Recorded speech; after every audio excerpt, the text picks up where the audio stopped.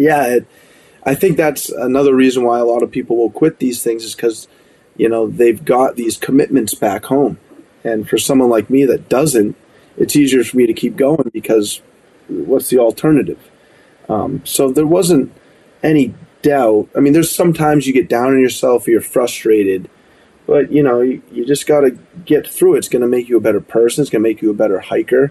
Overcoming those obstacles, because after a couple of weeks, you get your feet under you, your legs get strong. So now it's a mental game. It's how long can I be cold, wet, tired, eating oatmeal, and being dirty. And some people can only handle that mentally for a couple of weeks. Some people can handle it for a couple of months. Some people can handle it for an AT distance. I found on the ECT, I happen to be one of those people that can kind of just go as long as it takes. And in that case, it was 10 and a half months. So amazing. So you make your way to the Appalachian Trail. So most of these thru hikers are like, their biggest question in life is like, am I going to go up Amicalola Falls or am I going to start at like Springer Mountain? Yeah. And you roll in as a smelly, battle-hardened mess. I came in the backside. So I remember. Cool. I came in the backside. I remember, man. And there was this like Joe Cool like hiker dude wearing like short running shorts and a tank top, talking to some like day hikers, like doing the AT, man. He's so cool. And I kind of like stumbled up to them and they looked at me. They said, "What are you doing?" And I'm like, I just hiked from Miami. Where's Springer Mountain? And I just kind of stumbled past him. And the Joe Cool dude was kind of like, oh, I'm not that awesome, Cool moment. Broadcasting from the Woodpeckers studio in the great state of New Hampshire, welcome to the Sounds Like a Search and Rescue podcast, where we discuss all things related to hiking and search and rescue in the White Mountains of New Hampshire. Here are your hosts, Mike and Stump. All right, episode 50 here. Stomp, can you believe it? The big 5-0. Yeah, no kidding. A full year of the Sounds Like a Search and Rescue podcast. Yeah, actually, now that you mention it, I think our anniversary is coming up in April at some point, right? I think so. Yeah. So we made 50 episodes in a year. I never thought we'd make it this far. I thought that we would do 3 or 4 episodes, they would suck, and we would have a falling out and never talk again. So far, so good. I know. I keep waiting for it to happen. Yeah. Not bad. So what is it, 50 episodes? We got around 55,000 downloads, so somebody likes us. Yeah. Starting to stick with it, which is cool. Yeah, so Snob, I was looking at, I know that we're basically like with this coffee stuff and everything, we are just looking at trying to cover our costs. So I think it costs like $800 or something a year to run this thing. But I was looking at some advertising. So they have this platform that you can go on called Podcorn. Yeah. And you can... it basically like looks at how many downloads you have, and then it'll offer up like these different places that you can advertise, and it's pretty funny. There's like men's facial cream we could add on the show. Wait a second. So what happens? It embeds it into the audio? Yeah, you can. Well, no. What you can do is just sort of bid on these. So there's this platform that says like, here's all these advertisers, and then you can send them a proposal and say, like, we want to advertise. We'll advertise on your show, and you should pay us money. And here's why. There is one good one. There's this company called Global Rescue, which we're giving them free advertising here. But like, it's basically like travel insurance for people that are going all over the place. So we got Chezwick. Actually, we'll probably ask you about that later. But what the hell do you do for insurance if you're like going off the grid for like 6 months or so? But we'll that's a good question. We'll dig into that. But I thought the facial cream might have been good for you, Stomp. And then there was another one. Oh, female dating site. Huh. Wouldn't apply to me. I can't do that. Well, I think it's female dating. Yeah, I don't know. I think it's females dating females. So I guess neither one of us would be very helpful with that. Right. So anyway. But we're pretty happy with Reckless. But if you are a company that wants to advertise with us, let us know. Huh. We'll take your money. I'll check it out, man. Podcorn. Yeah. Anyway, well, so just one topic I wanted to cover with you, Stomp, is I had a return to social media. Remember how I swore off social media? Yeah. How'd that go? Shitty. So what happened? So I hiked, and I'll talk about this. I had a day off, so I went and did Franconia Ridge, and it was a good hike. And then I was approaching, like I passed Lincoln. I was heading towards Little Haystack, and I look up ahead, and I'm like, "What the hell is that?" So it was like somebody left it was a sleeping bag in a stuff pack. And then it was like those like canvas bags that we used before. Like a rucksack? Before COVID started, everyone was like, don't use plastic. And then you had to use those like canvas bags for your groceries. Yeah. I don't know if that's a Massachusetts thing. It was like full of like half open ramen, trail mix. There was like some canned food in there and some frozen like water and stuff. And I was like, what the hell is this? It looked like a homeless like encampment type food thing. I don't know what it was, but so I'm like looking then, and I was like, this doesn't belong to anyone. So I like looked around to see if somebody might have gone off trail, and nobody had. So I picked up the sleeping bag, and this thing must have weighed like, I don't know, 10, 15 pounds, because it was like waterlogged. So I took a picture of it, and I was like, well, I'll hold on to this just in case it belongs to someone. And then I was like, I'll take the sleeping bag down, and then I fit some of the food in there, and I was like, I'll at least pack it out because it's just going to be trash up here. So when I got home, I posted it on social media in one of the 4,000 footer sites, and I figured like I'll get all kinds of like pats on the back for hauling all the shit out. So I wanted to get my social media glory, and it went horribly wrong. Like everyone's like, that was probably like a food drop for a long distance hiker that you stole all the food, and I was like, why would they leave it right on the trail?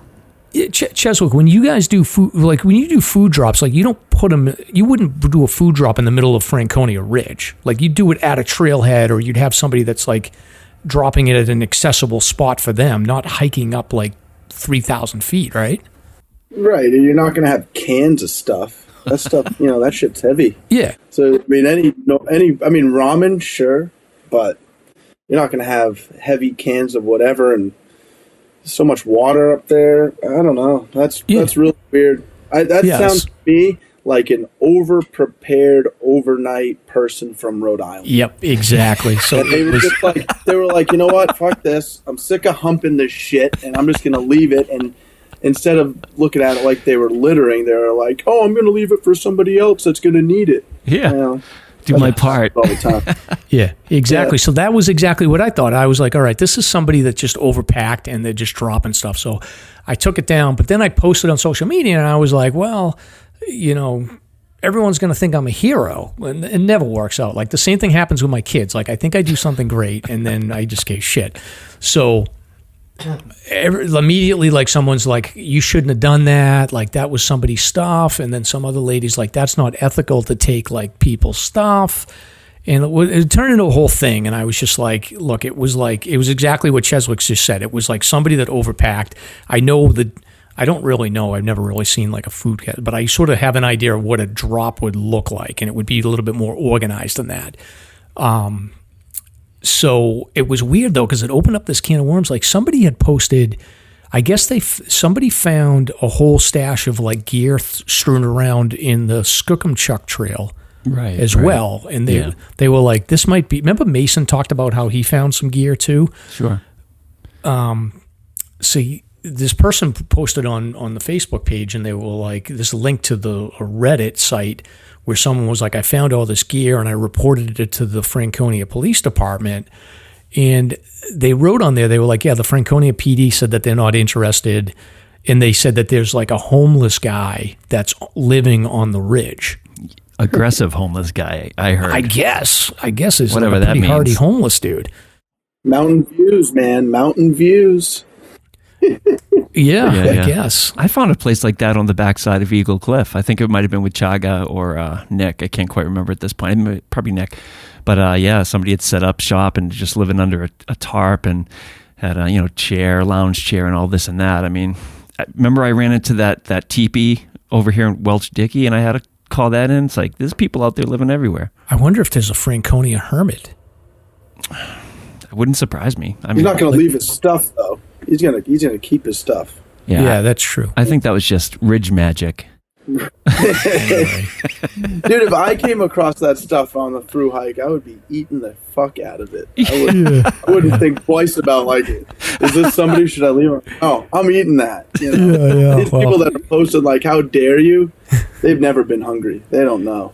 Yeah. So, that's awesome. But anyway, I did haul it out, but it sucked because I was like, I had to. What ended up happening was I took the sleeping bag and it was like a frozen block, and I didn't know what was in it. I'm like, if it's a sleeping bag, it's going to be ruined. I mean, maybe if it's synthetic, like maybe you could air it out or whatever. But when I got it home, I thawed it out and I had it in my trash and I just opened it up. And it turned out that it wasn't even a sleeping bag. It was like a cotton quilt that you would use like sitting on your couch. And they stuffed it into like a Ozark Trail stuff pack. From Walmart. Yeah, it wasn't even, I didn't even know if it was from Walmart or if it was from like awesome his grandmother's house or something. So anyway, it turned out to be nothing. But I guess the point is that nobody is dropping, a legitimate gear drop on Franconia Ridge, I guess. That's what it comes down to. Yeah, doubtful. No. And what time of year was this? This was last weekend. Yeah, I mean, it's definitely not a through hiker. Yeah, that's what... Well, that's what somebody else said. They were like, there's a northbound through hiker that was on Moosilauke a week ago and is probably making their way along the ridge, and someone dropped stuff for him. And I was like, that just doesn't, I'm like, I just don't see that happening. Like, there's nobody going northbound this time of the year. So social media is toxic, and I'm staying off of it. There was somebody that probably was trying to do the Pemi in a day, and they got That's up and was like, you know what? This is way too much shit. It's way too heavy. I'm not going to eat all this. I don't want to carry all this. And they just dumped it. Yeah, that's what I think. 9 times out of 10, that's what happens. Yeah. So, but I'll get into the hike in a little bit more detail later on. But stop moving on. In Infinite Storm, the trailers are coming out. What do you think? It's causing more of a storm than the Cog Presby story. Yeah, there's a lot of talk about it in the search and rescue circles, so we're all looking forward to watching it. I mean, I saw the trailer. For the most part, I'm actually sort of pleased with it. I think from what the trailer showed, I think 75% of it, you could plausibly say, oh yeah, that looks sort of like Mount Washington. But then there's the 25% that was just, not accurate. But, knowing Pam myself and having heard her voice, I was really impressed with Naomi Watts' accent. Like, she sounded just like Pam, so that's pretty cool. I have no idea who that actor is, but he seems like he's going to do a good job, I suppose. So yeah, we'll get Ty on and we'll chat about it after the fact. A little Ty movie review. Yeah, and he had given us a heads up too that like the filming, like it was going to be, you'd have to suspend belief a little bit just because of the mountains, or they're just different, and we're like the worst people to be critical about it because everybody that's going to watch it that's into hiking in New Hampshire is going to know what it looks like inside and out. So I did read an interview with Pam recently where she did call out the 20-foot spruce traps, which is the first thing I noticed on that trailer. I'm like, I don't know about that. All right, yeah. So we'll that comes out on I think the 25th of March, and we'll watch it. I don't know. I'm hoping like you can just get it from your house, but I don't know how movies are working nowadays. But we'll watch it, and then we'll get Ty in to do a review, and that should be fun. Yeah. And did you see this stuff I posted about these longboarders doing the roads down mountains and stuff? Yeah, you get this guy. So Stomp is like the resident like snowboarder, skate or die dude, and he gave me this link to cover this guy Josh Newman. Yeah, died in a plane crash in Iceland. So I'm personally like I've been to Iceland and I'm into Iceland, so I figured like Stomp can talk about his longboarding stuff, and then I can talk about Iceland. Yeah, well, it's like honestly, I feel like I've been living under a rock. Back in the day, I had a longboard, and I actually graffitied it to look like a Burton Safari and stuff like that. And I used to hit the half pipes with my buddy John and stuff. But where the hell have I been? I've never seen this stuff up until like 2 days ago. So it just blew me away watching these guys come down these roads, So if anybody's interested, check it out. It's basically downhill skateboarding or longboarding. Just look up Josh Newman, Lisa Peters. I mean, it's pretty epic stuff. And they're lightly dressed. They have gloves on with some kind of metal or ceramic protection so that they can put their hand down to make sharp turns at high speed. It's pretty epic, so check it out. But yeah, you're right. So Josh ended up in a plane crash and perished. I saw some videos of this. This dude crashed at 55 miles an hour going down a hill. So he was on borrowed time as it is anyway. But it's insane. Like, True. Yeah. They're going down. I'm not a Chezwick. Do you skateboard or do any of that stuff? No. Yeah, me neither.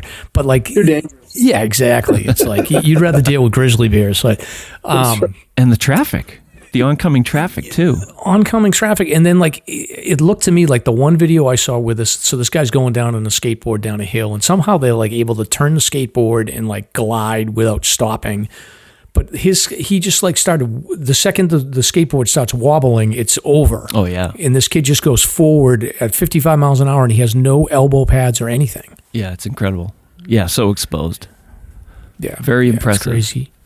Yeah, but anyway, this guy, the thing that caught my attention I know you get excited about skateboarding. I could care less, but the thing that caught my attention was this guy crashed into the Thingvellir Lake, which is, if you go to Iceland, which I recommend to everybody, most people will fly into like the airport that's on like the west side of Reykjavik, and then you stay in Reykjavik, and then people will typically like spend a day doing this thing called the Golden Circle.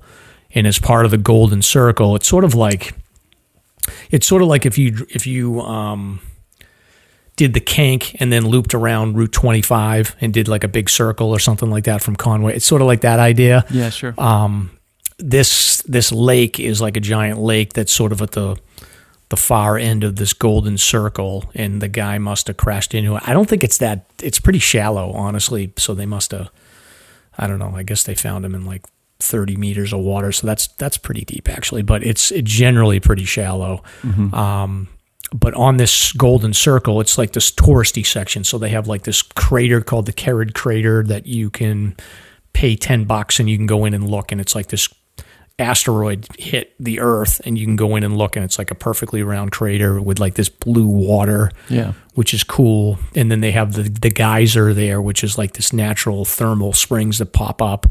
And then if you go south of the Golden Circle, they've got this hike, which is called the Langevir Trail, and they have Fimmerdulus, I think is the name of the trail that goes from the southern part of Langevir, and that's like a tourist section. And I was hiking there it's like you climb a waterfall and then you hike. And I didn't see anybody after I got past a mile. All the tourists took off, and I was hiking up along this bridge, and I saw two people. They were the only people I saw that made it that far, and they were from New Hampshire.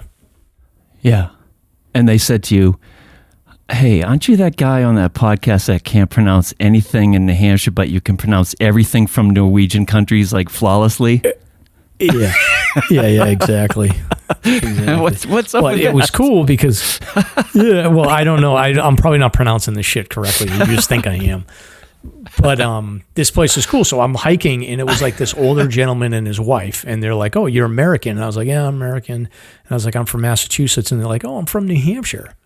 And I was like, oh, I hike in the Whites all the time. And they were like, oh, yeah, we do the 4,000 footers and all that stuff. So go all the way to Iceland to meet a local New Hampshireite. Yeah, go figure. That's pretty cool. Well, I guess we're moving on to some donations, huh? Yeah, well, rest in peace, Josh Newman. Yeah. There's worse places to crash into a lake. Yeah. I topped off those videos with some brothers that like diving into like caves and crawling through 5 to 6 mile long caves, and one of the caves was like, it took them 6 hours to get through. I'll forward you the link if you want, man. My wife was having a panic attack watching this video. I don't like them. Yeah, there's some Mrs. Stomp. There's some crazy stuff out there on the web. But back to donations. So we have, let's see, Brandon from Lawtown donated 5 coffees. Just today we got a donation from Pabejo, an AT thru hiker and future AMC backcountry steward. Welcome aboard to the podcast, and thanks for volunteering for their AMC. That's totally cool. And for sponsors, just a quick plug for Reckless, where you'll enjoy the best food, craft beer, and fun just 15 minutes from Franconia Notch, many of the 4K footers, and less than 10 minutes from the 5 corners. And I just want to give a special shout out to Spinner's Pizza Parlor. This is family. down in Andover. So if you guys are heading south after your hike, hit exit 38 off Dascombe Road and visit Spinners. And be sure to say hi to Dolls and Pops for us, okay? They're great people. They got some good food down there. That's all I got, kid. Very good. All right, so we're at the show summary now, right? Anything else before I get into it? I think that's it. We're good. All right, so welcome to episode 50 of the Sounds Like a Search and Rescue podcast. This week, we are excited to be joined by our friend Chezwick, who is here to share his stories of long-distance hiking. And most people, when they think of long-distance hiking, they're thinking like the 3 big long trails. Chezwick takes it to another level. So he's covered a lot of miles in his life, including being one of the few people to hike the Eastern Continental Trail. He's now focused on the Great Western Loop, which is an almost 7,000-mile loop in the western United States, consisting of the Pacific Crest Trail and the Continental Divide Trail, along with a number of connecting trails that creates a big giant loop that covers like 9 states across the western U.S. So we're going to get his story and talk about long-distance hiking and a bunch of other topics here. And then later in the show, Stomp had mentioned this earlier, but the Cog Railroad has got some drama going on, so they're proposing a plan for lodging just below the summit, and everybody is losing their minds. So the plan is to position 18 rail cars just below the summit of Mount Washington for seasonal overnight guests, and some people are not happy about it. So we're going to give our thoughts on that proposal. We'll get into a little Cog Railroad history, and then we've got some search and rescue news. So I'm Mike. And I'm Stomp. Let's get started. All right. So beer talk. Mike, Stomp, what are you drinking? I got my homework right. I'm actually drinking a beer called Machine. And the reason I got this was it's a Czech-style Pilsner. I love Czech Pilsners. And it's made by Bunker Brewing Company over in Maine. So it's really good. It's very similar to that Czech Pilsner by Moat, I believe. But it has a little bit more of a bite to it. I guess that would be hops. Awesome. How about you? So I knew you were going to talk about skateboarding, so I had to go to the store earlier today after I picked up my car. I had to get my brakes redone, and I was looking around. I was like, I want something that's going to fit in with the theme of the show. So I got a guy with a skateboard. Nice. So it is. God knows what the company is, right? It's just got a cool logo. I know that it's a bonus. So Bear Wolf Brewing, which is local to Amesbury where I live, has this beer, and it's called Flux and Rad. Huh. So it has something to do with skateboarding, and it's an IPA. So very cool, very cool. Good stuff. You got anything, Chezwick? You a drinker? I used to. I don't anymore. But right now I'm enjoying a fresh O'Doul's in a 20-ounce Guinness glass. Okay. Very nice. Very nice. So awesome. Yeah, buddy. Sweet. Give me an Old Duels and kill me. I remember some of my friends back in the day used to say that at the bar. Like, just give me an Old Duels and kill me. Yes. There was a guy the other night at the bar who was drinking Heineken Zero. He was drinking that with Jack on the Rocks. I was like, okay. That's a new one. He's like, that's my chaser. Like, okay, but after like 5 Jack on the Rocks, it doesn't fucking matter. But okay, whatever. Yeah. Maybe you're just counting calories or something. I mean, I don't know. That was funny. That's hilarious. Mm-hmm. Awesome. Well, so we got the beer covered here. Stomp, any recent hikes you want to talk about? Yeah, got a big one. It was really cool. And my wife and I hit Welch. That was nice, a little romance. And a couple of days ago, excuse me, after that 4-inch storm we had up here in Waterville, Thornton area, I went out towards Acteon and Acteon Ridge, which is basically a really nice ridge 6 miles down from 93.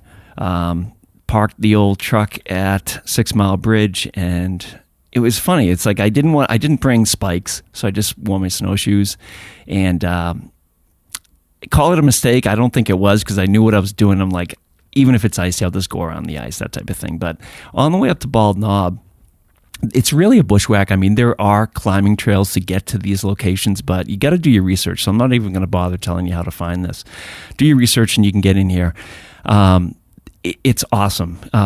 There's a brook that you follow up from the southern end of Bald Knob, and that is the western terminus of this. And if you keep on going east, you'll end up at Jennings, and it's just epic up there. So it was really cool. I started out and I'm following some bare booters, and I have my snowshoes on, and it gets up to some steeper, 40, 50 degree sections, and they switched over to spikes. So I'm following this, and they diverted left, which takes you into this massive, if you can imagine like Subway from the King Ravine, but add those boulders to a 40, 50 degree angle. That's exactly what this lower section of Bald Peak is like. So these guys go left instead of going right, which, right takes you into this boggy area, which gives you several options to get to Acteon Ridge, Bald Peak, a couple other little locations. So I follow these guys.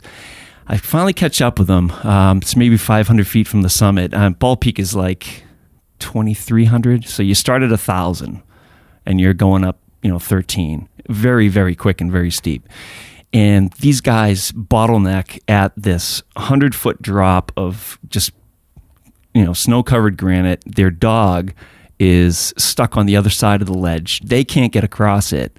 And I'm in my snowshoes, and I'm thinking to myself, hell no, I'm just going to back out and head back down.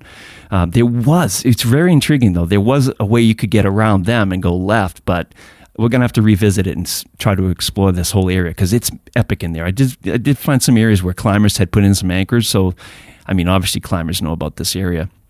So I'm making my way back down, and I do tap into a climber trail. And then I make my way up the proper way that I know, back up to Bald Knob, and it was just beautiful, like knee-deep powder. And then I make my way over to Acteon, and that's heading east. And after I get Acteon, I'm feeling all cocky. So I decide just to bushwhack straight south off of the summit of Acteon because I know eventually it's going to hit the old Smarts Brook Trail, which is the trail that leads up to Sandwich Dome or back to Smarts Brook Junction. And, I don't know, it's maybe 1.5 miles, 2 miles, but unfortunately I started gassing out a little bit and I was starting to get a little cold. It's about 3 p.m. So I'm heading down trail. And I'm shading sort of southwest, following the sun, because I know it's going to take me right back there. And guess what pops up? Brambles and baby spruce, pine spruce, like just acres of it. And it was just after the snowstorm, so my Gore-Tex ultimately starts getting soaked. And, I have stuff in my pack, but it was a little nerve-wracking, man. It was pretty hardcore. I got out of there exhausted. I finally made it back to the trail, and it was one of those holy shit, thank God moments. I'm like, man, that was sort of rough, And this area here, this is like, I'm looking at the map right now, so now it's rugged, man. It's bearing. So you got Bald Knob, and then you have Sachem Peak, which is that peak that if you've been on Jennings, which is like next to Sandwich Dome, yeah, Sachem Peak is the one that is like sort of like it's a cliff that you look down on, right? Is that where you were at? I was west of that. So the next peak over is Acteon.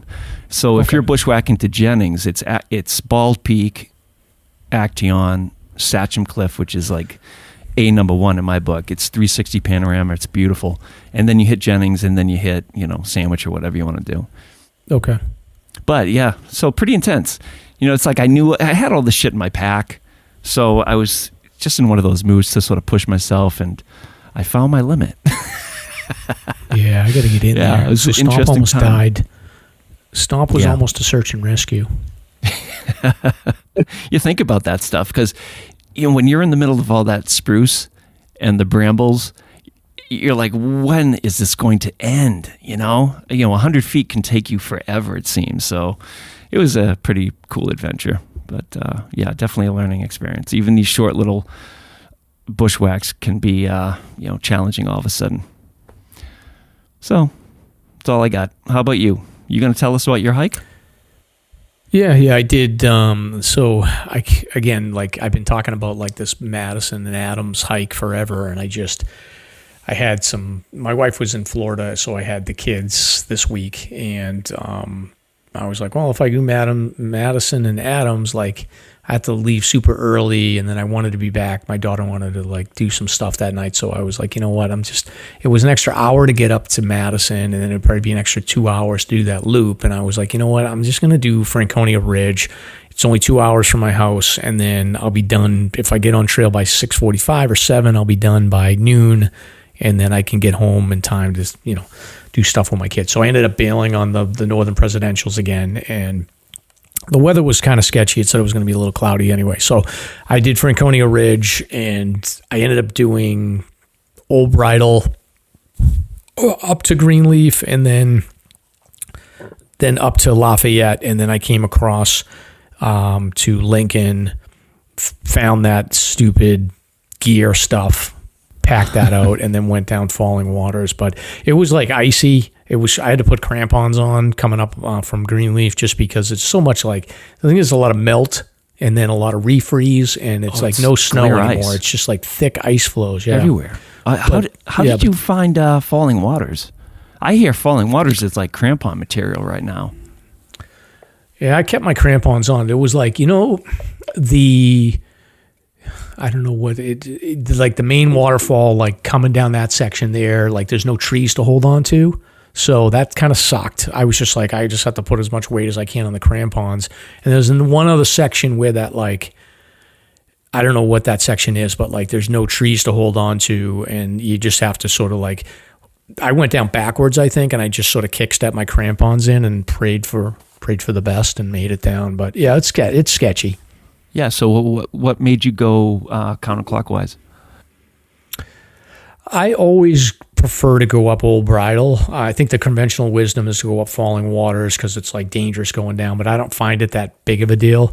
I just personally prefer the view when you're hiking on the ridge. I prefer the view of looking out to like Liberty and Flume, and you know, I just like it that way better.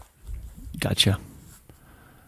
So, yeah, sketchy though, but yeah. It was a little sketchy, but it was fine. And like by the time I got to Little Haystack, like the crowds were coming up. There was like the dude with the like the string backpack and like the sweatpants and the sweatshirt. String backpack, I love it. Yeah. And I was like, oh boy, he'll be there. But and then like when I was trying to haul that gear out, I was like asking people who were coming by, and I was like, hey, if you got a trash bag, you know, you could take some of this gear. And like I asked like 2-3 people if they wanted to help, and they were just like, no, not interested. I was like, all right, whatever, I'll just leave it up here. So that's why I posted on the Facebook page, because I was like, if anyone's going up there, bring a trash bag and you can haul the rest of the shit down, because I couldn't take it all. So yeah, but I don't know, it's probably still up there. Interesting. But it was fun. I got a 4,000 foot. I hadn't been on Lincoln in winter officially. Hell, yeah, that's pretty epic. That's awesome. Yeah. And Ches, we're going to hold on for you, because we're going to talk about all your madness in a couple minutes here. So yeah, you want to move on to the next segment? Yeah. So this is our first segment with Chezwick.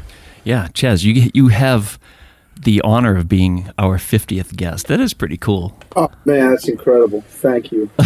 Couldn't have planned it better. You didn't ask me about my recent. You know, I had a hike recently. All right. Well, let's hear it then. Well, where are you located? You know, I needed to. Where am I located?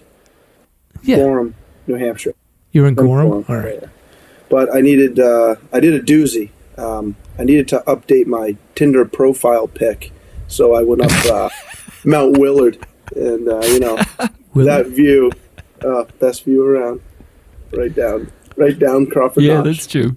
You get the notch. Yeah, I've heard about like Tinder. So I've been married for like 20. I'm messing. I'm on it, but.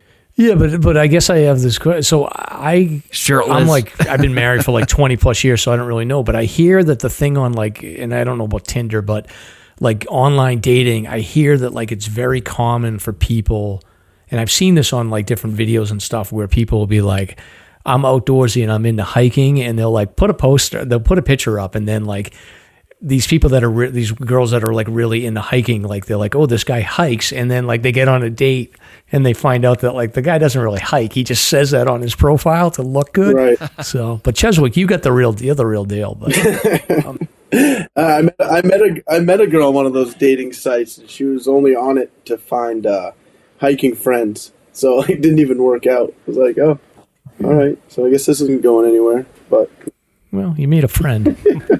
Yeah. I don't need any more hiking. A friend friends. in high places. Oh.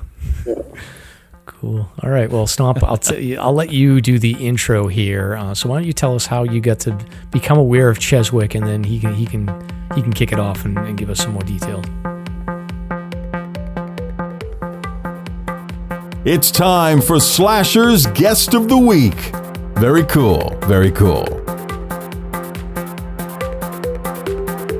So, I'm snowmobile guiding over at Bretton Woods, and I'm talking to the owner and another guy named Mike, who's a pretty neat guy. He's into everything. Like, you know, I'm pretty sure he's into search and rescue and all that. And we're talking about the recent or near recent confirmation that Tecumseh and a few other peaks are actually not 4,000 footers. So it's just a hilarious conversation. And then we start talking about a recent incident also with one of the managers, Bear Dyer, who had a medical complication, ended up in ICU for a period of time. And all of a sudden I'm like, hey, if you guys do benefit, let us know. We'll plug it on the podcast. So the owner starts going, you're on a podcast? Oh, cool. That's great. And this and that. And the conversation got cut short. I take a crew of people out for a tour for a couple hours, and I come back. And they're in the lot where we put all the sleds, and they're still talking about the podcast. And all of a sudden, Pete, the owner, looks at me and goes, hey, you know, you got to get this guy Chezwick on your podcast. He's epic. And then Mike's like, oh, hell yeah. He's the best. He's so funny and this and that. He's like really talking you up. And the rest is history. So, yeah, he's a fellow guide. And, you know, they told me about some of his exploits briefly then. And then I found out that you were leaving soon, Chez, and I was like, oh, damn, we got to get him on before he disappears for the next several months. So the rest is history. So, yeah, Chez, why don't you introduce yourself and tell us about yourself, and we'll get the conversation rolling. Yeah, I mean, you know, born in North Conway, grew up in Bartlett. Did my first big hike was the Mount Everest Base Camp trek. I did that back in 2008 because I thought I wanted to maybe do some high altitude mountaineering, but that stuff is just so expensive. And then when I got to base camp, and everyone was just not even happy, you know, being up at that altitude. I think base camp was 17.5, and you know, it kind of feels like being hungover. You have no energy, you have no appetite, you don't want to do anything, you got a headache. And I'm like, this doesn't seem like too much fun. So wait a minute. So were you aiming to get to the summit or just to the base camp, just to see? No, just to the base camp, and then Kalapatar, which is like a mountain across from the base camp. It's 18.5. That was what we did. But, you know, I'm not going to drop 65 G's on, you know, a line to the top of Mount Everest. And so I did that, and then I didn't do really anything for a while until the end of 2014. My parents had a restaurant in Gorham that they were closing. They didn't want to do it anymore. And I was like out of a job, and I didn't know what to do. And I was like, you know, I see all these AT hikers. I mean, maybe the AT would be like something cool to do. So I went on, you know, internet, just started looking it up. And then as I was scrolling through Google images, I came across this really cool environment. It looked like kind of Jurassic Park. And so I clicked on it, and it was the Florida Trail. And I was like, Florida has a trail? Like, what the hell is this? And so I started thinking, maybe you can attach the Florida Trail with the AT. And that's when I came across the Eastern Continental Trail. So there was one book written about it called 10 Million Steps by Nimble Will Nomad, who just became the oldest guy to ever hike the AT. And he did it back in '98, I think. So anyway, there isn't much other than his book that tells you, because you're connecting 9 trails. You know, you have to do the Florida Trail, you have to do the Key West Road Walk, you have a 180-mile Alabama Road Walk, which brings you to the Alabama Penhody Trail, which then goes to the Georgia Penhody Trail. Then you do 60 miles south on the Benton Mackay, which brings you to the AT. So almost 2,000 miles to the AT. Then you do the AT, and then after that, you do another 700 miles to the Gaspé Peninsula. So I didn't know anything about through hiking. It was more just like, well, I'm just going to start down, you know, in Miami. I'm just going to start going north, and we'll just see what happens. My pack was, 45 pounds maybe without food. I mean, I had all the stupid shit that any beginner through hiker would have. But the funny thing was, 10 minutes into this hike, I'm waist deep in Everglades swamp water. And it just like went for 3 or 4 days. It was crazy. And so anyway, yeah, I did that. That was 4,800 miles. I did it 10 and a half months. I wasn't going for any record or anything.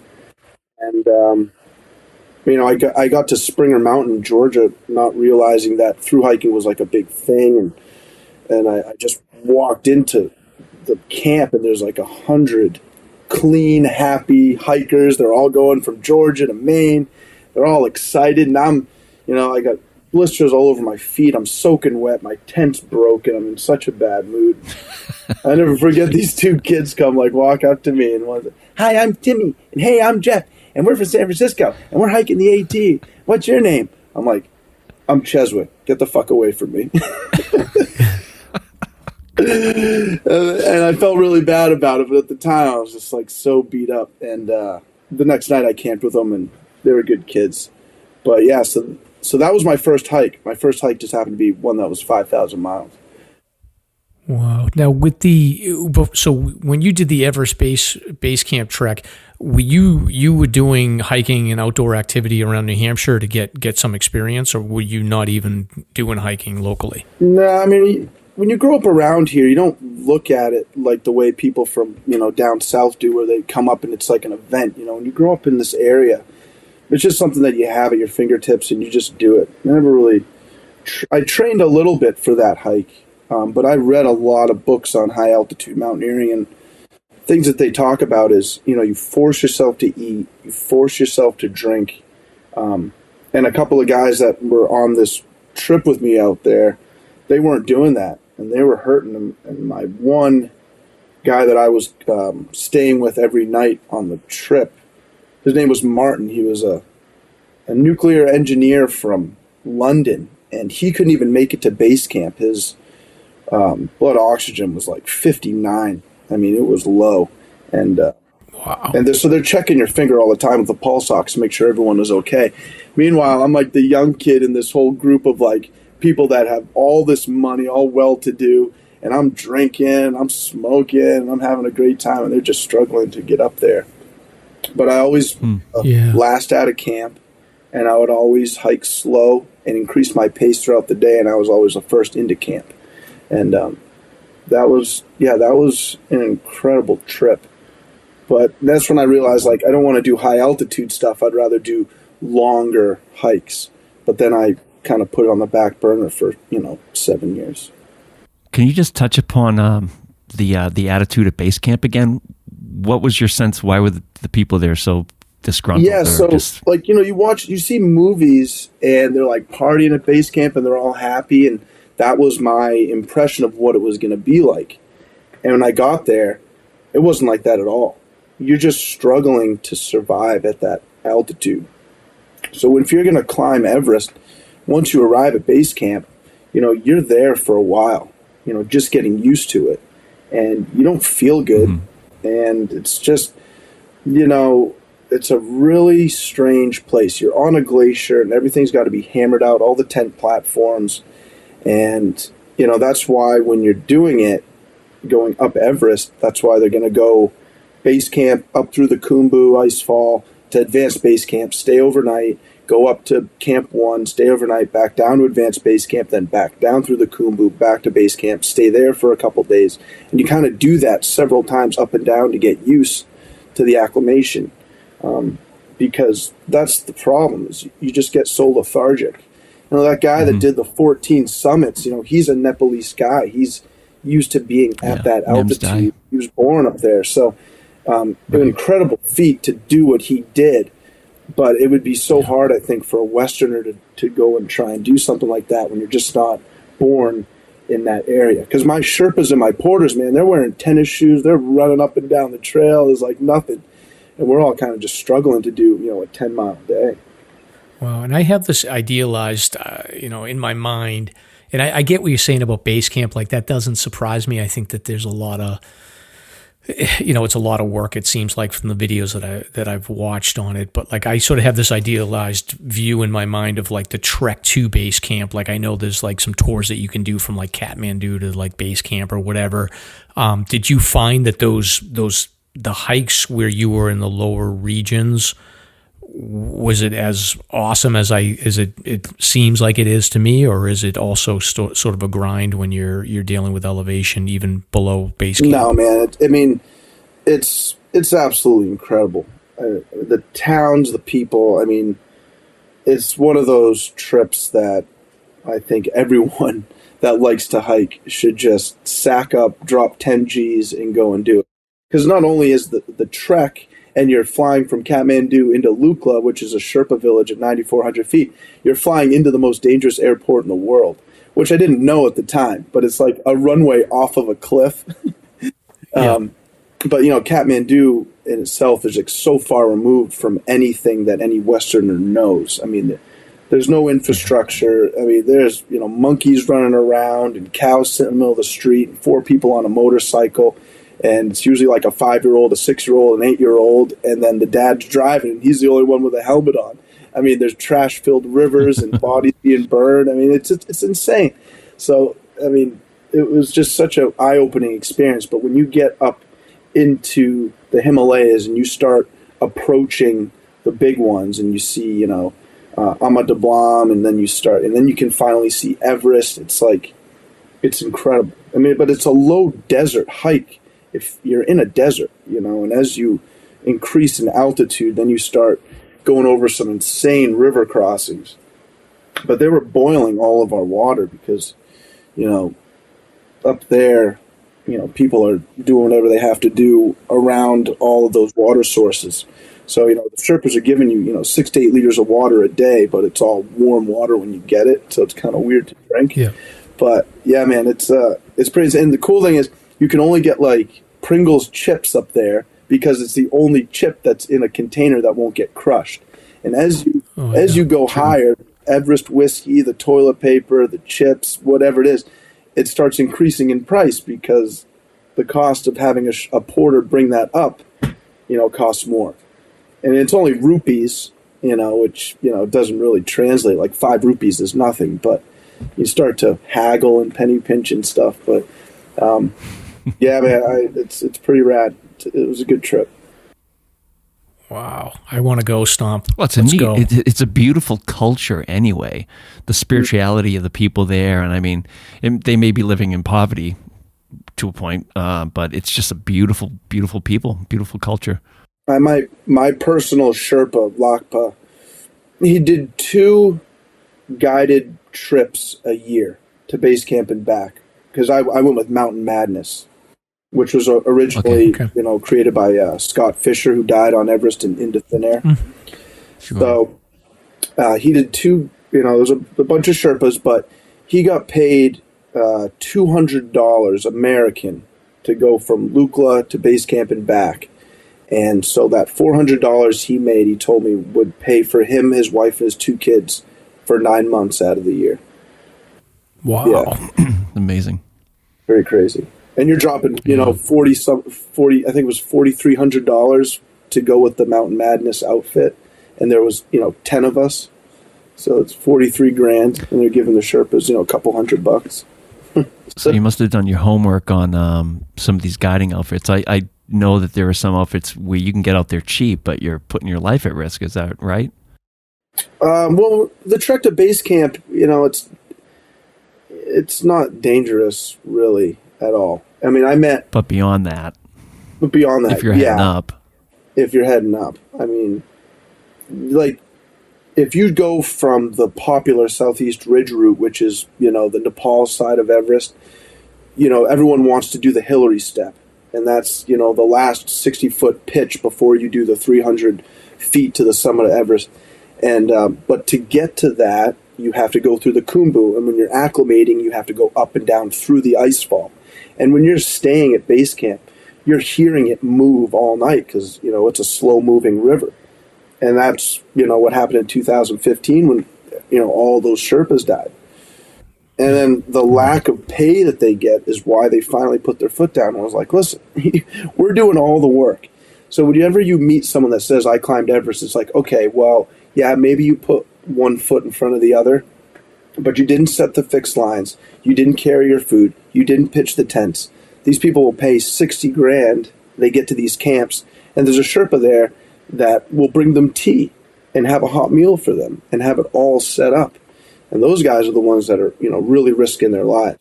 And they were getting paid well to do it. Wow. And the water situation there. So part of what and we'll get into sort of your current hiking situation in a little while, but part of what you try to do is fundraising for clean water. And I don't really think about this too much. I mean, like I hike in the Whites all the time, and I'm a weekend warrior, and you can pretty much bring my filter anywhere and just grab water in the Whites anywhere I need to. But like there's places in the world where access to fresh water is not readily available, and especially Africa and countries where you have heavy desert regions. So can you talk a little bit about, was it this Everest hike that sort of clicked for you, that like clean water access was a big problem throughout the world, or what motivated you to get interested in that? I mean, when you're out west, it doesn't rain.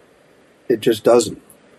And, California basically gets their water from Colorado Aqueduct. And, this last year, in 4,000 miles and 4 months of hiking, it rained on me twice for an hour. And, it's just one of those things we don't think about on the East Coast because water is so prevalent up here. But, in Africa, in a lot of these places, the only water source they have are these trash-filled, feces-surrounded pools. And they've got to fill up their jerry cans after walking 5 miles and then walk back. And they're going to use what they've carried for everything. And when you live in a first-world country like ours, you don't even think about it. Water to brush your teeth, water to clean your clothes, water to drink, water to bathe, water to cook with. But when you're out on the trail out west, water is just as important as the shoes you're wearing, maybe even more important than the food that you have. And I didn't really understand what it was like to not have water at my fingertips until I started through hiking out there. Because on the AT, you can hike it from beginning to end. Basically, you never have to carry more than 2 liters at a time. I think there's a section in Pennsylvania where it's like a shitty water section. But other than that, it's nothing. But, out west, it's bad. It's a serious drought situation. And, luckily we live in a country where we have the infrastructure to be able to help people. But, in these third world countries in Africa and stuff, I mean, they're struggling just for that, and it creates a lot of disease, and it's really bad. So I just happened to see this segment on SportsCenter about Chris Long, the expatriate football player, and how he started this foundation to build wells in the most needed areas in the world. And I thought, if I'm doing a big hike that very few people do or could do, I should start a foundation. I should, bring some awareness to this and at least help out. And so that's what I did. I just called it the Fill It Up Foundation. I put it on my website, and people that click on that can donate. It brings them right to the Chris Long Foundation, and it breaks it down. If you donate $8, you're helping one person get clean drinking water for life. $30 is a family of 4. $100 is stopping, I think it's 1,500 hours of that jerry can walking. So it doesn't cost a lot to make a huge impact doing that. But it's hard for people to think about it when you can turn on a faucet and get water all the time. When you can go to a restaurant and someone's always like, I always remember this, parties of 6 or 8, and someone will go, oh, we'll start with a round of waters for the table. And then after they leave, all those waters are filled. I just got to dump them out.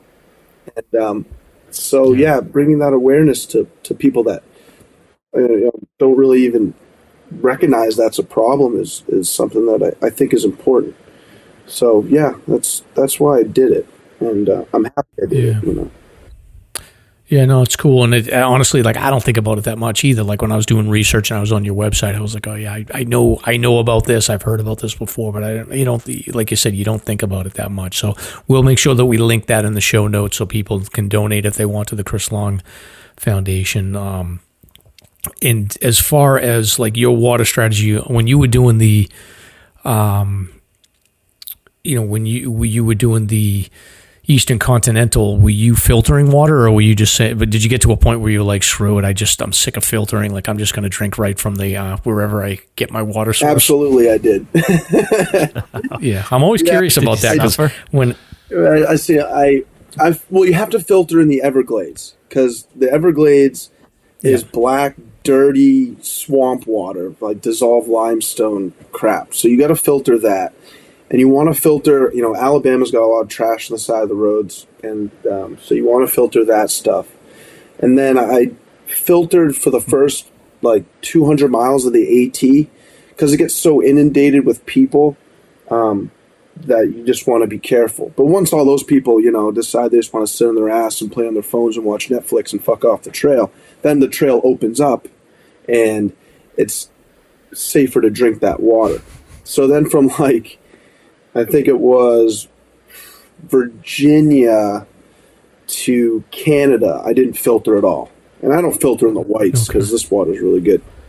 But then in Quebec somewhere, I remember filling up my water bottle and just chugging it. And as I'm chugging it, I look up and I just see cows and farmland above me. I'm like, oh, fuck. And then not good. A little leaching. I was laid up with dysentery for 4 days because of it. And actually, I got dysentery in Kathmandu too, because that water's, even the stuff that comes out of the hotel faucets isn't good. So yeah, I just didn't filter for that section, and I didn't filter last time on the PCT, except for one time. But yeah, if it's flowing water, generally, I don't filter. If it's standing water, if it's water from a cow trough, then I'll filter it. But for the most part, I don't. Yeah, for our listeners, I grew up just drinking the, Alpine Springs without any issue whatsoever. So what are your suggestions about that? Good to go? Good to go. I've never had a problem. If you think about, if you think about a deer that's, doing his business 100 yards up the river from where you're getting your water, the chances of you scooping up what he just did in your water bottle is so slim, because water moves at such a high rate of speed. It's very rare. You really have to be more careful of people. People are dirty. Trail, animals, not that bad. Animals don't usually do their business around water sources. They just know. But, I met some guys that were filtering in Glacier National Park, and I stopped. They're like, are you kidding me? They're like, well, we don't know. I'm like, dude, your filter is dirtier than the water that you're getting. Like, what? Are you crazy? But, everyone's in this mindset now that you got to filter. And it's big business to think you need a Sawyer squeeze or a platypus. And honestly, you don't. In a lot of these places, you don't. Yeah. Interesting. Yeah, and I think I'm gonna experiment a little bit more without filtering this summer and see how it goes. But one thing I wanted to talk a little bit more about sort of the AT and the eastern side. But before we get into that, I'm curious. I'm coming up on 50, Chezwick, and oh my God. I don't really think about. Yeah, I don't. I'm an old man, so but I sort of like it. It makes me sort of ponder about life. Like, so I had like the typical sort of went to college.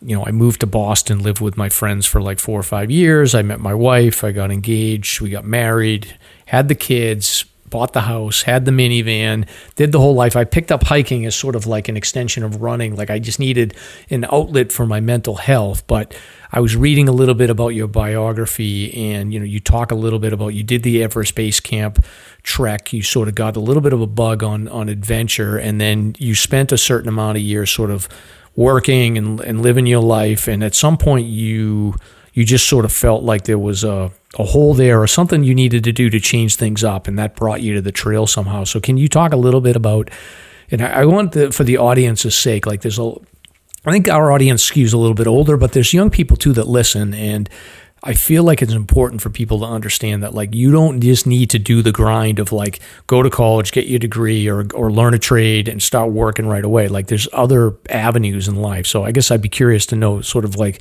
what was it like for you as a young person trying to find your way, and how did you sort of finally figure out, like, what, I want to get on the trail from, I want to step off the treadmill and get on the trail.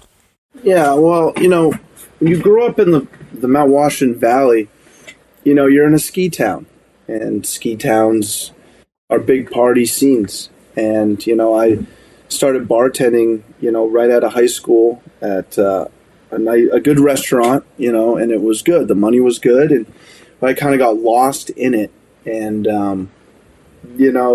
I guess it got to a point where, I didn't know what I wanted to do. So going to college, I thought, well, why am I going to go there if I don't want $100,000 debt with a communications degree or a marketing degree and then not use it. That was always my thing. So I just, school of hard knocks. And my parents were in the restaurant business. That's what I knew. They had a couple of restaurants, so that was just something that I did. But when you're in that, you're not eating well, and you're up late, and you're drinking a lot, and after 10 years of it started to wear on me. And, I didn't know what I wanted to do.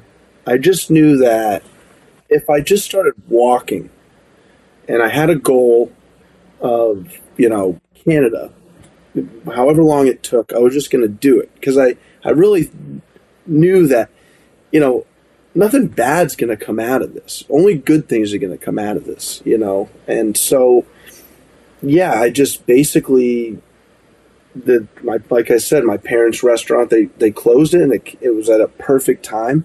And so I had nothing to lose. I had, I'd saved a couple of grand, and I just started going. I had no idea what it was going to open up for me. And then, you get to the Appalachian Trail, and then you see that there's this subculture that I had no idea about. And it was such an eye-opening thing. And the people that you meet and the conversations you have, and some of the people that I met on that trail are still my very good friends to this day. And I would meet older people, and they would say, I wish I had done this earlier. And you met a lot of kids that hadn't gone to college yet, and they were taking this time to really think about what they wanted to do. Because when you get out there and do an Appalachian Trail or a Colorado Trail, whatever it is, everything gets quiet. You have no distractions. When you get into town, you're hearing cars, you're seeing TVs, you got playing on your phone, and all that goes away when you're out there. And then you can just focus on yourself, and you can start thinking about your life, things that have led up to this point, things that you want to do after the hike. And I think that so many kids shouldn't rush to go right from high school to college. I mean, 17 years old, you're making a monumental decision that's going to affect you for the rest of your life. You should take some time. And the kids that were taking the time to do the trail, I mean, that was I really envied them because I wish that I had done it that way. And once you cut everything out and everything gets quiet and you're able to hike and focus without distractions, it's really incredible. And then you kind of get addicted to that solitude, because now it's just you against the trail, and it's the most honest thing you can do is hiking a trail. I love it. I really do. I mean, it's hard. It's not easy, but it's easier in some ways than the partying, drinking lifestyle that I had before. Yeah. And just going back to Miami when you set foot on the trail, so you had a period where, so the AT is sort of like the traditional sort of pipeline, like you'll meet your friends, you get a trail family, it's very supported. But the Florida Trail, I think it's more popular now, but my guess is that like you didn't see a ton of people on the Florida Trail. Were you pretty isolated from Florida? Yeah. Up in Alabama before you got on the AT? Oh, absolutely. I think I saw 6 people hiking segments of the Florida Trail. I think there were 2 other people attempting the ECT the year that I did it, and they both got off on the AT somewhere. They didn't complete it. But yeah, I mean, it was so weird to start in Miami, and then because the Florida Trail is it's not like any other trail. And when people say, "Oh, I've seen pictures of that trail," I don't really think I want to do it. But I always say you should do it because it's like no other trail.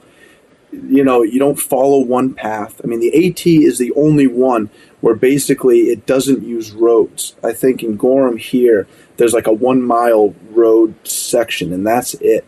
But all these other trails are newer, and to get, the trail onto private land and use it, I mean, it takes forever. And AT is what, like 80, 90 years old, and it still has a road walk.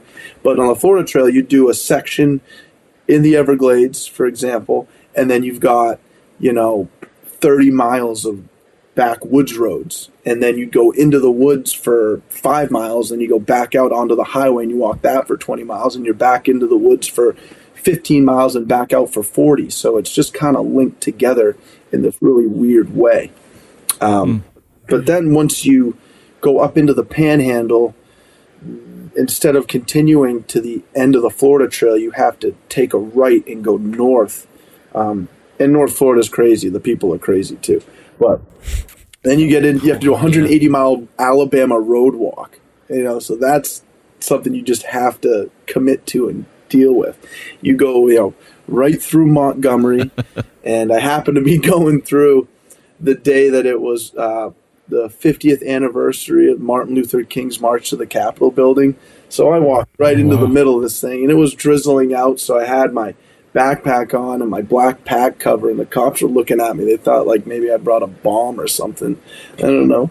But then, you peel out of there. Eventually, you get on to the Alabama Penhody Trail, and that one is, I think I was on that for 170 miles, and then you get onto the Georgia Penhody Trail. That was 160, and then 60 miles south to Springer Mountain, which I didn't know. I just took a right and started going north, and I was almost out of food until about 10 miles down that trail. I realized I had to turn around.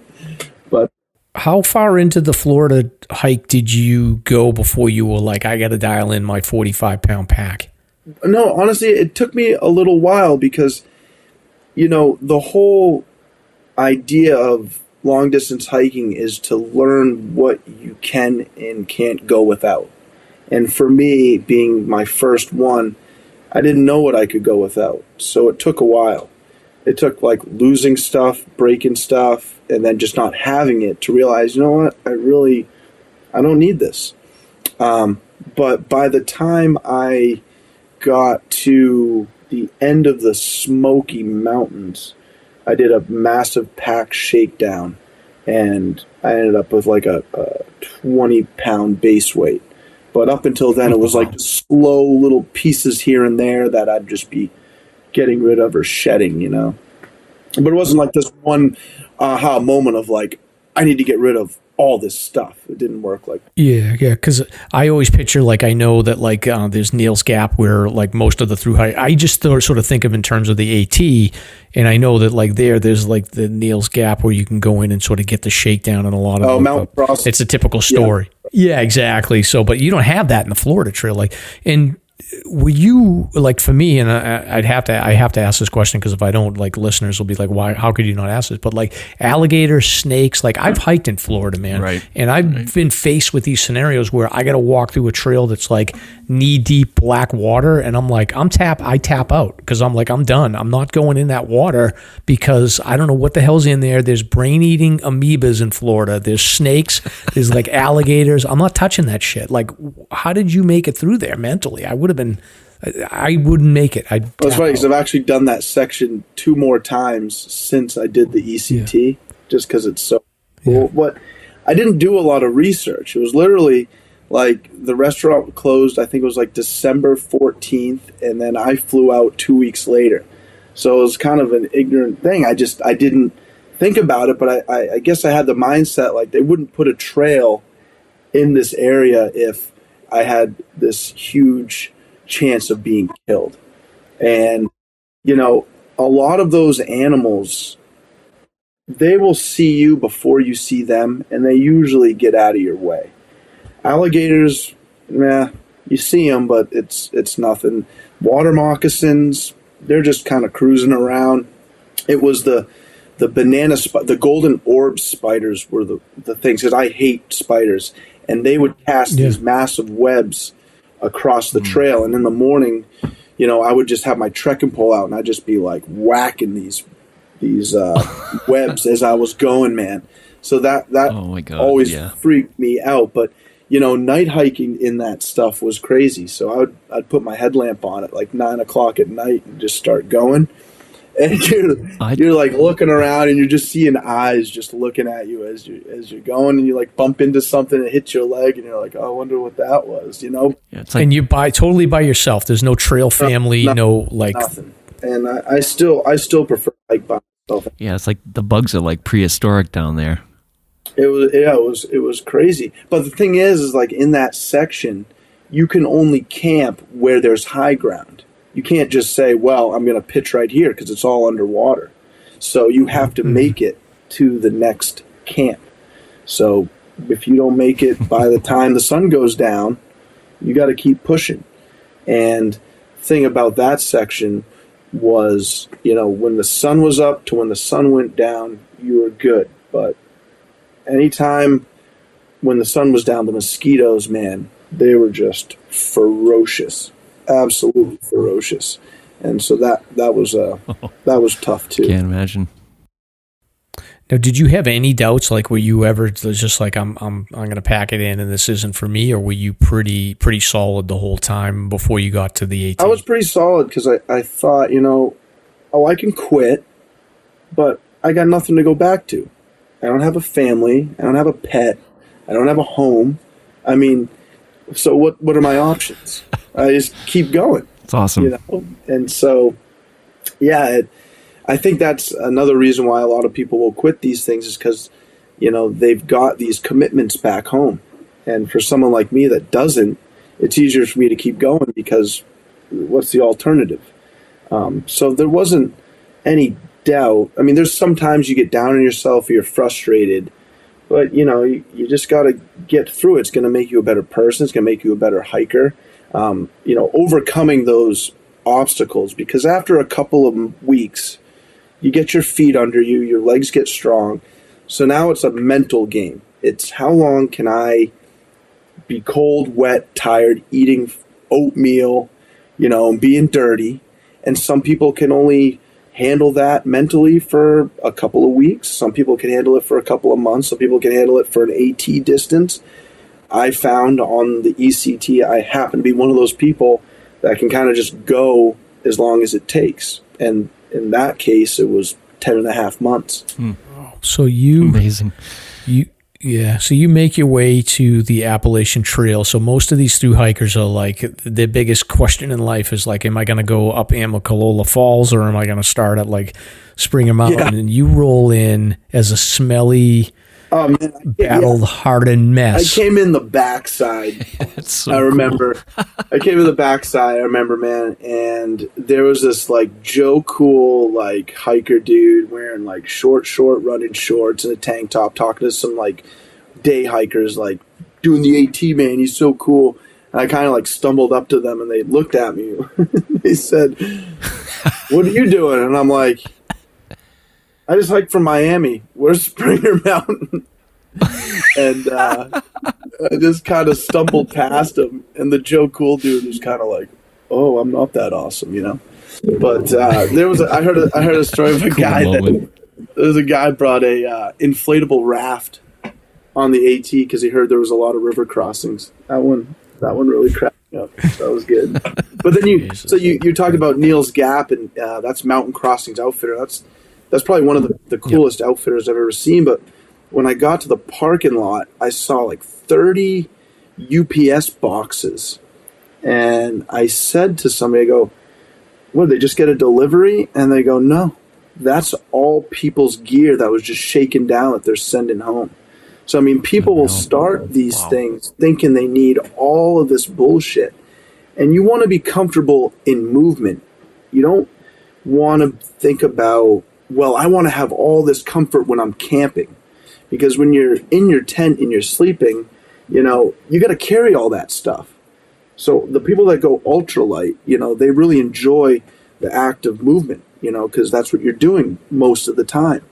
I mean, there are people that are just bringing some ridiculous. There was this girl that had a hair dryer that she would send up the trail. So every time she got into town, she could blow dry her hair. I mean, it's amazing what people can't live without on those trails. And when you have a 50-pound pack, your hiking day is miserable. All you think about is just wanting to get to camp.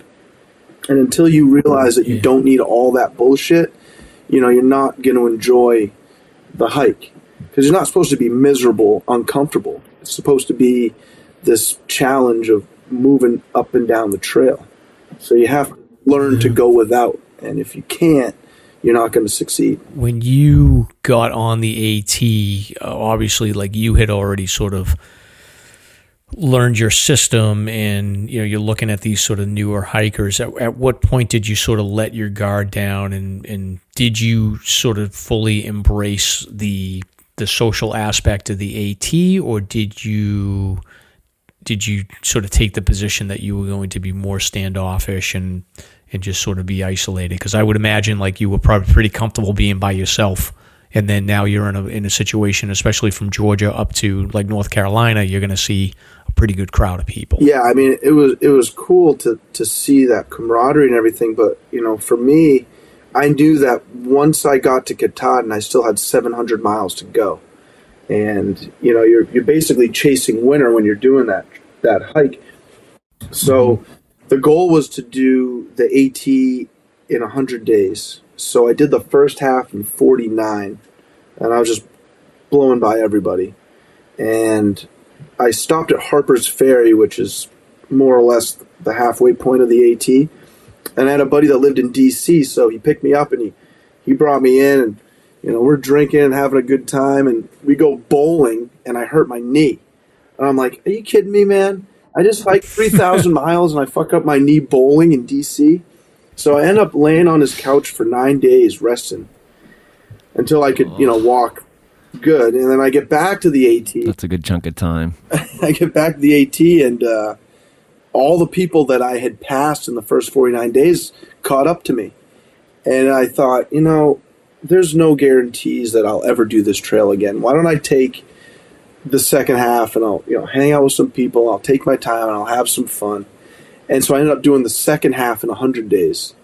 And, it was great, you know. It was great up until I got Lyme's disease and was laid up for a week in Stormville, New York. Because some sections of the AT have a lot of money to be able to do trail maintenance. But New York ran out, and so the trail got super overgrown. And the ticks down there that carry it are tiny. You think it's a speck of dirt, and then as you're like trying to just wipe it off, you realize that speck of dirt's not coming off, and as you look closer, you're like, holy shit, that's a tick.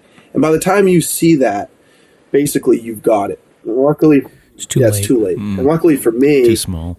I was stage 2.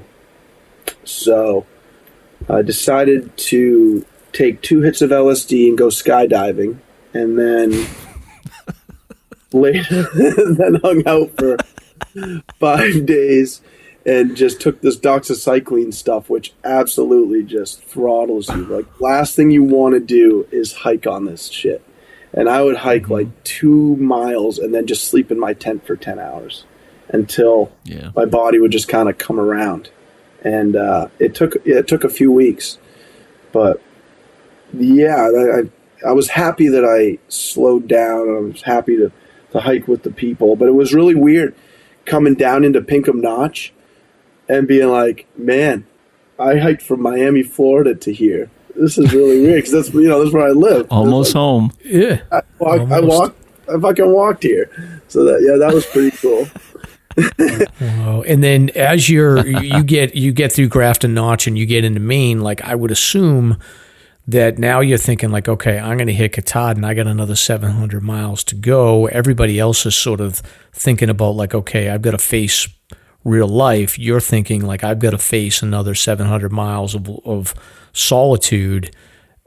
What was going through your head? Were you looking forward to embracing that, or was that like dreadful for you and thinking like, oh man, I don't know how I'm going to adjust being back to really just being the only person around for days and days? Honestly, what I was thinking about was how I was going to sneak into Canada, because I had 2 DWIs. I wasn't allowed to go in through a border. They were going to turn me around. That's a good point. So I had to make a route and figure that out. So that was kind of on my mind from Maine north. Was, you can see Katahdin, and then as you get closer, you're like, wow, okay. So once I got to Katahdin, and there's all these other hikers, and they're up there and they're crying, I can't believe it. Like, yeah, okay, see ya. All right.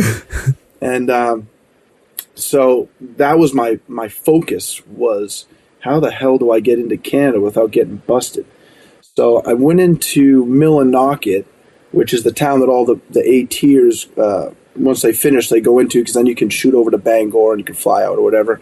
And I met this car camping couple, and they gave me a cell phone, because when I did the ECT, I didn't have a smartphone. I had a flip phone with no camera, paper maps, and a compass. So I didn't have like gut hooks or any apps. I didn't know anything about it. But this guy gave me a phone, and he downloaded like a Gaia.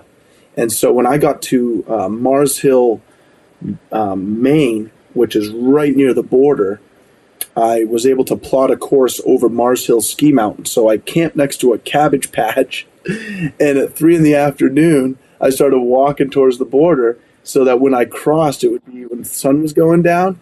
And then so I crossed into some farmland, and then I had to get across the Transcontinental Highway, which is like an 8-lane. Get across that, and then I had to walk about 20 miles of road to get to this one bridge that went over this massive river, like a massive river. You can't ford it. And every time a car was coming, I didn't know if it was a cop, so I just like bail out over the guardrail and then wait for them to leave and then continue on. And then as I approach, so it was like 3 a.m, and I'm getting to this bridge, and I can see it. I'm like, okay, if I can just get over that bridge, I can get back into the woods, and now I'm golden. Okay, I'm in Canada. I'm good.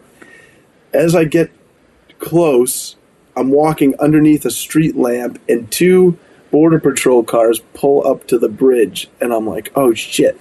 So I bail into the bushes, and this dog just starts going crazy in this next to this house I was at.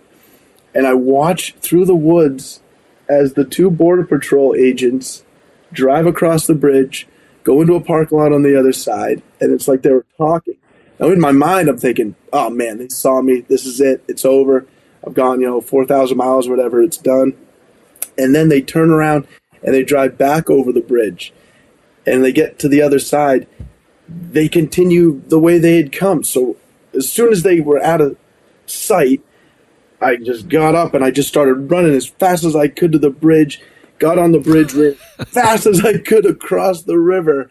And right as I got to the other side of the river, a car pulls up. I'm like, oh shit. And I look, it's just this shitty 92 Honda Civic. And so I get across and I like hide behind a dumpster. And I'm like, okay, now I'm over here now. Now what do I do? And then I eventually just made it onto the trail again, which was like this old railroad bed. And that got me back into the woods.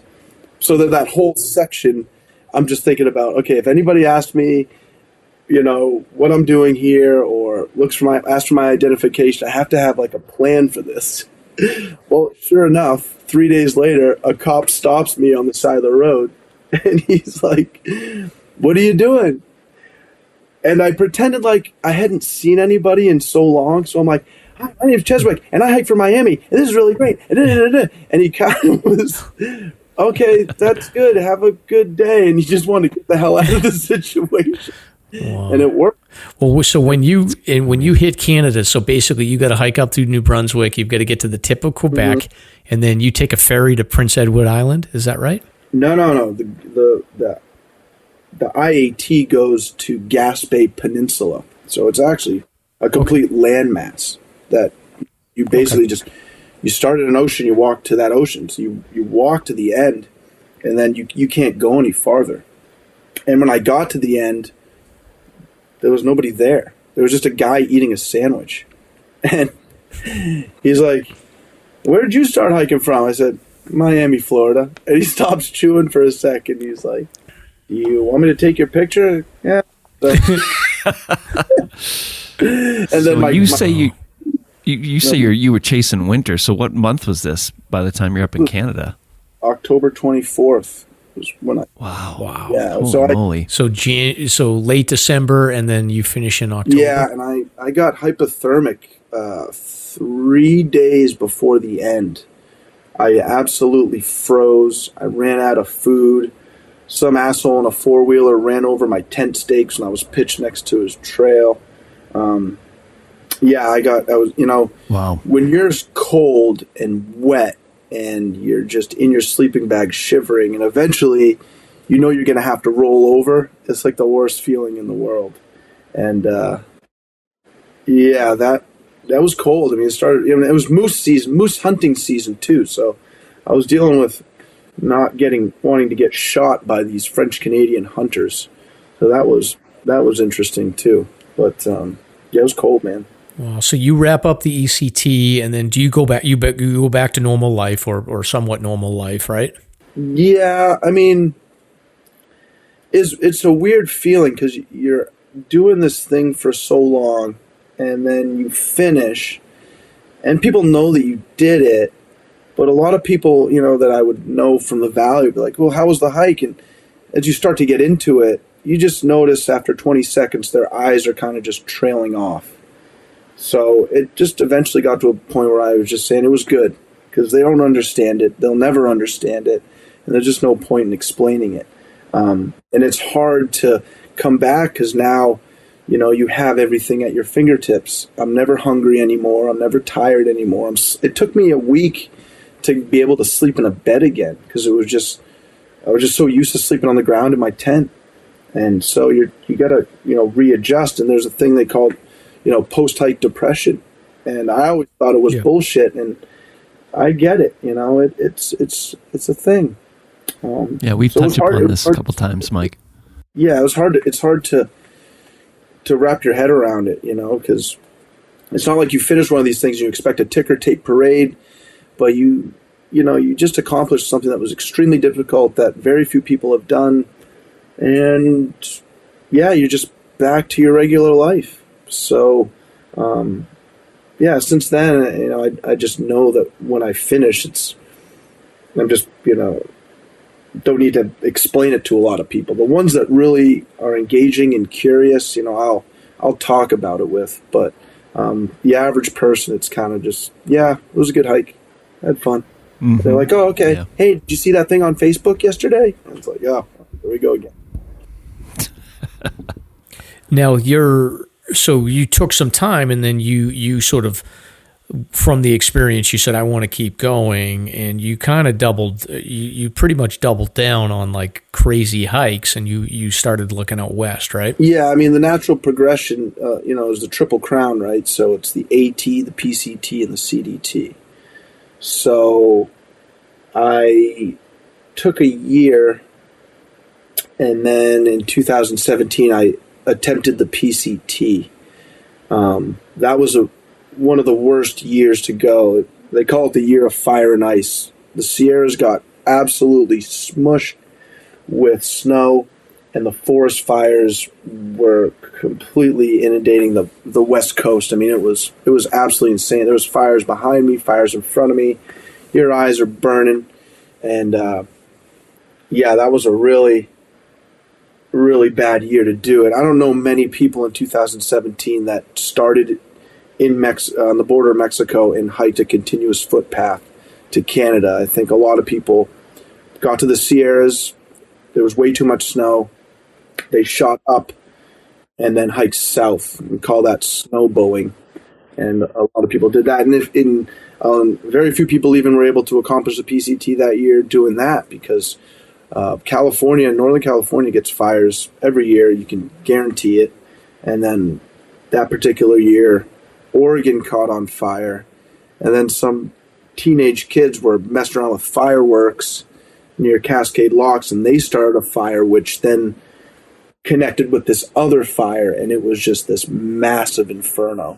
So Yeah. I hiked out there a year and a half, 2 years afterwards, and it was like the forest was just like crazy. Like it was just the trees were all out there, and it's kind of beautiful when you look at it. And I got some good pictures, but it's like all the trees were just scorched. Yeah, it was crazy. Yeah, the burn areas are bad. I mean, I lost count of how many burn areas I went through this last year. I mean, I'd say 30 maybe. All different phases, some from 5 years ago, one from last year or 2 years ago. It was still kind of smoldering. It was still, you had ash and soot everywhere. I mean, yeah, it's no joke, man. It was crazy.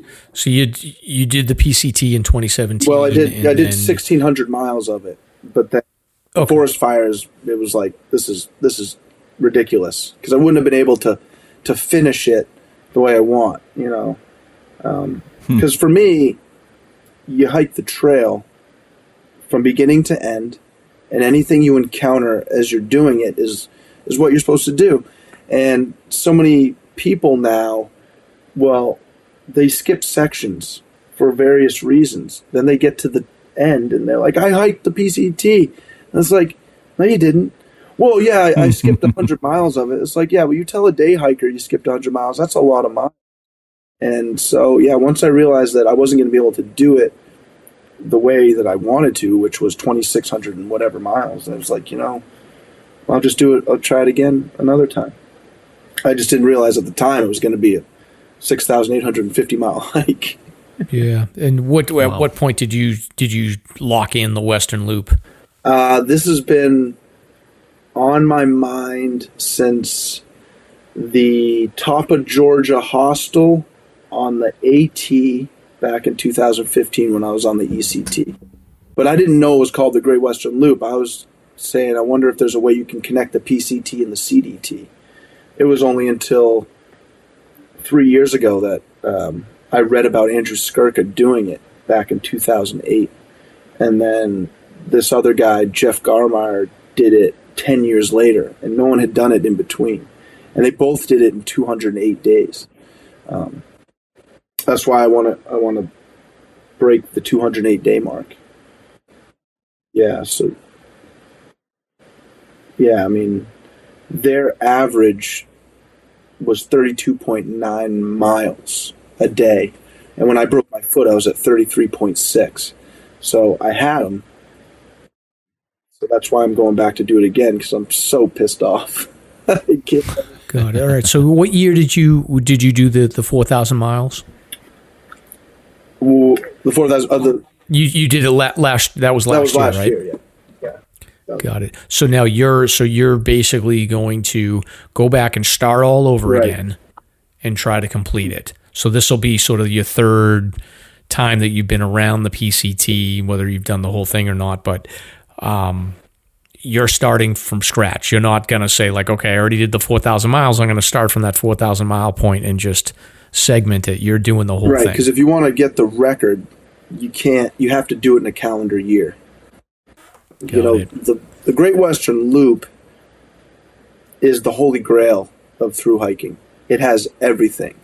But more than that, it forces a pace that the average hiker can't do. There's something called the Pyramid of Pain, which is a 20-mile day and then a 30, 40, 30, and 20. And that's significantly difficult for a lot of people. When you're doing the loop, you're doing as many 40s consecutively as you can do every day. And so when you enter the Sierras and you go up to Canada and you go over to Montana and you go down through the San Juans and the Rockies, those are the two checkpoints, and that section is 4,700 miles. And you got to do them in 5 months because winter's coming. And a lot of people just can't continue that pace. So when I did it last year, I took one rest day in the Sierras because I poisoned myself with DEET. I broke a bottle of DEET and it leached into my multivitamin gummies, and I kept taking. Oh man! And so I poisoned myself, and so I took one rest day because of that. But in 141 days, 4,777 miles, that was the only rest day I took. Because you don't have the luxury of an average thru hike, going into towns, meeting people, hanging out, taking multiple zeros. Like, this elevates everything about thru hiking way above all of it. I mean, and it's hard, very hard. That's great. Now, are you concerned this year? Like, my understanding, when we had this guy Matt on a couple of weeks ago that's doing the PCT, my understanding is that this was a heavy snow year for the Sierras. So are you concerned about like dealing with the same situation that you dealt with in 2017? No, it's actually the opposite. This year is very similar to last year. So they got 151 inches up into January, and they get one more inch and they were going to hit the average. And then after that, they just got nothing but 40 and sun. So, okay. This year is going to be, the snowpack's going to be low. And that is always a concern because, for me to do the loop, I have to be pushing, 30s in the Sierras. And when there's a high snowpack, you can't do it. But at the same time, I'm one of the first in there because I'm going in between the first and second week of May. Usually people on the PCT, they're getting in there, early people, beginning of June, middle of June.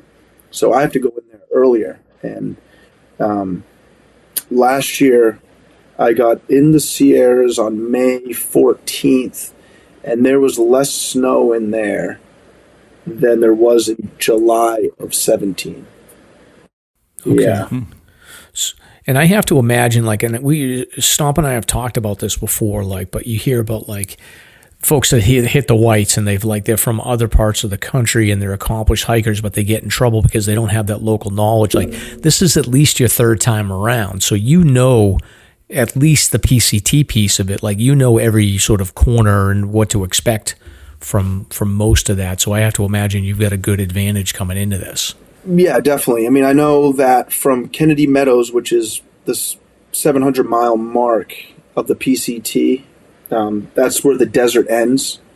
And by that point, you've basically weeded out all the pussies. Like, they're all done. They're done probably 200-300 miles in. But so that's when me and Stomp would quit. Probably, yeah, maybe even before Probably. that. But I don't know. Never heard. But no, man, I'm not even going to start because I can't bring my hairdryer. So. So like, yeah, from like Kennedy Meadows. So once you get into the Sierras, the only way to resupply is you got to take these side trail passes, and which is so different than the AT. AT, you're going through towns all the time, but when you're in the Sierras, you have to do like 9-mile side trails, up and over passes, down to parking lots where you have to find a hitch, to a main road and then do a 40-mile hitch to a town to resupply, and then you have to do that whole thing backwards. So you're doing so much shit off the trail. So what I did last time was like, okay, it's 202 miles from Kennedy Meadows to Mammoth Pass. So I'll bring 7 days of food. So I ended up doing that 202 miles in 6 days and 5 hours and getting into Mammoth. And then once I went to the grocery store just to get some extra stuff, and the cashier was like, big storm coming. I'm like, what are you talking about? She's like, big storm tomorrow. I'm like, oh, shit. I go back up into the Sierras that night, and then the next day, man, I got hit with a 3-day storm. And there was nobody out there. I was completely by myself, breaking trail through over a foot of snow. And that was when I started taking the multivitamin gummies that were soaked with the DEET, because I just needed to, get through this section. And so man, nasty. it was cold, man. Like, my water bottles were freezing, my shoes froze, I froze. I mean, you don't even sleep when you're in that situation. You just lay in your tent, you wait for the sun to come up, and you think maybe tomorrow's going to be better, because you don't have any service, so you can't check weather.com. You're just out there dealing with it. And man, it was tough. That was my worst week. I only did like 140 something miles. That really. Wow. Well, so you get to the end of you get to the northern terminus of the PCT, and then you've got to cut over to the Continental Divide. And I know the Continental Divide is not it's not an easy place to get resupplies. Like, what do you do for resupply when you're cutting, you're heading east and then you're on the CDT? Like, right. What do you have friends that hook you up, or what is your strategy? So the strategy for that section was I had a 10-day box of food sent to Snoqualmie, and I can't remember the exact mileage of it. I want to say it's like around like 23 something. And what I did was I broke it down, and I took 5 days, and I bounced the other 5 days up to Mazama. And so I hiked from Snoqualmie to Mazama, to that pass, hitched into Mazama, picked up my resupply box, and then got back on the trail. When I got back to the trail, a forest fire had just started behind me. Now, I was the first person to do the PCT. I think I did it in 76 days or something. But I didn't go to the northern terminus because that's not my trail. I actually took a right. Oh, God. I took a right 4.1 miles before the terminus. No one could believe it. They're like, what do you mean? You couldn't just go another 4.1 and tag the monument and then turn around? I'm like, hey, man, that's 8.2 more miles. It's 2.5 hours. Like, I'm doing another trail. Right. I took a right. I got so much shit for skipping that. So this time I'm just going to go up and tag, shut everybody up, and then continue. So, yeah, from Mazama, then I get on the PNT, and the PNT in that section had a forest fire years before, and it had over 700 blowdowns. And this is something that people don't realize on East Coast. Out there, man, the blowdown sections are brutal. They kill your pace, they rip up your gear, they scratch your legs, and this was a shitty section. So I had to get to Oroville, Washington, to resupply. And because my pace got crushed by those blowdowns, I ran out of food. But I ran into some trail maintenance people, and after I passed them a couple miles down the road, or down the trail, I saw their trucks like parked where they'd been camping, and I just like flipped open a cooler and stole some of their chips, and like that got me to Oroville. Yeah, and it was jalapeno chips too, so it gave me like really bad heartburn. Wow. So you eventually make it down to you make it to the CDT, and then you're heading south, and then somewhere along the line you end up breaking your foot. Like, did you know it instantly? Were you like, I'm done, or was it like I know I bang myself up and I sort of get in that denial stage, and I'm like, I'm fine, and then I'm not fine. Right. Well, I mean, I actually, before I even got to the CDT, I walked right into a forest fire, like one that was right there. I came around a turn, and there was forest firefighters fighting this blaze. I was like, what's going on here? Hi. They're like, looked at me like, what the hell are you doing? I'm like, what do you mean, man? I'm hiking the PNT. They're like, not through this section, you're not. Like, we radioed in a 4x4 that's going to come and pick your ass up and get you the hell out of here. So that was shenanigans to get to the CDT. Yeah, it was ridiculous. But when I broke my foot, it wasn't anything special. It was like I was 30-something miles into the day. I had plans for, I think, a 47, and it was about, I don't know, I was like around 36 miles into my day, and it was 8:30 at night, so the sun was going down, but I was moving at such a good clip, I didn't want to stop to get my headlamp out of my pack, and I was going down this slight downhill, and I stepped on a rock, and when I stepped on the rock, I was, with my momentum, the rock rolled forward, and I kind of rolled my foot over itself and fell down onto my knees. And I remember saying out loud, like, wow, that was fucking close. And I just continued on. And then the next day, I hiked, I did a 36 that next day. And the last 6 miles was into a town called Grand Lake. And the road walk, my foot started to get sore. But I was just thinking maybe it's because I'm pounding pavement, whatever. Happens sometimes. And then the next day, by noon, my foot was really sore. By the end of the day, I was limping pretty good. When I woke up the next day, I was really in pain. And so I had to do 17 miles to another pass. And I had no plans on going into Winter Park. But at that point, I was just hobbling. So, I'd almost done 100 miles on this thing. So I went into Winter Park, and the owner of the hotel was like, how many nights you staying? And I said, just one, I just need to, ice and elevate my foot, just needs a break. He's like, okay. And I woke up the next day and I couldn't even walk. So I went up to the walk-in clinic, they did an x-ray, and the nurse just, calmly walks in and says, I'm sorry, but you broke your third metatarsal. You're done. Oh, yeah, right in the middle of your foot. Yeah, and, it was just when I was getting geared up to, my pace was increasing. I was feeling really good. I mean, I had it. I mean, I had the record, and it was tough. So I flew home and was on crutches for 4 weeks. I called the doctor in Winter Park that had looked at the X-rays. So I said, hey man, I'm coming back. He's like, what do you mean? Mm-hmm. He's like, you can't come back. I'm like, I'm coming back. So I flew back in October, 30 days later, and tried to finish, but it stormed the first 2 days. Not good. I'd stormed the first 2 days. I'm post-holing through 2 feet of snow, and because I was wearing that walking boot for a month, my Achilles was so tight. Yeah, I had acute tendonitis. I pulled my calf muscle, and I basically got up the next day and limped a mile down the road. I was like, you know what? I'm just going to pack it in. And I was pretty devastated. So where are you now in terms of your rehab, your healing? You think you're ready to go? Oh, ready to go. I'm ready to go. Ready to go. So what's the departure date? April 19th, I'll start from nothing, Arizona. So start at nothing and end at nothing. So I'll fly into Vegas. Okay. Yeah. Intense. So it's March 15th now, just so listeners know.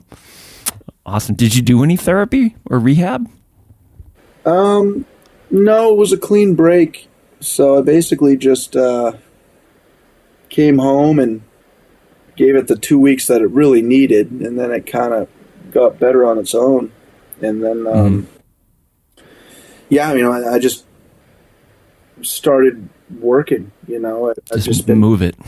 Yeah, I've had 1 day off per week since Christmas up until snowmobiles stopped.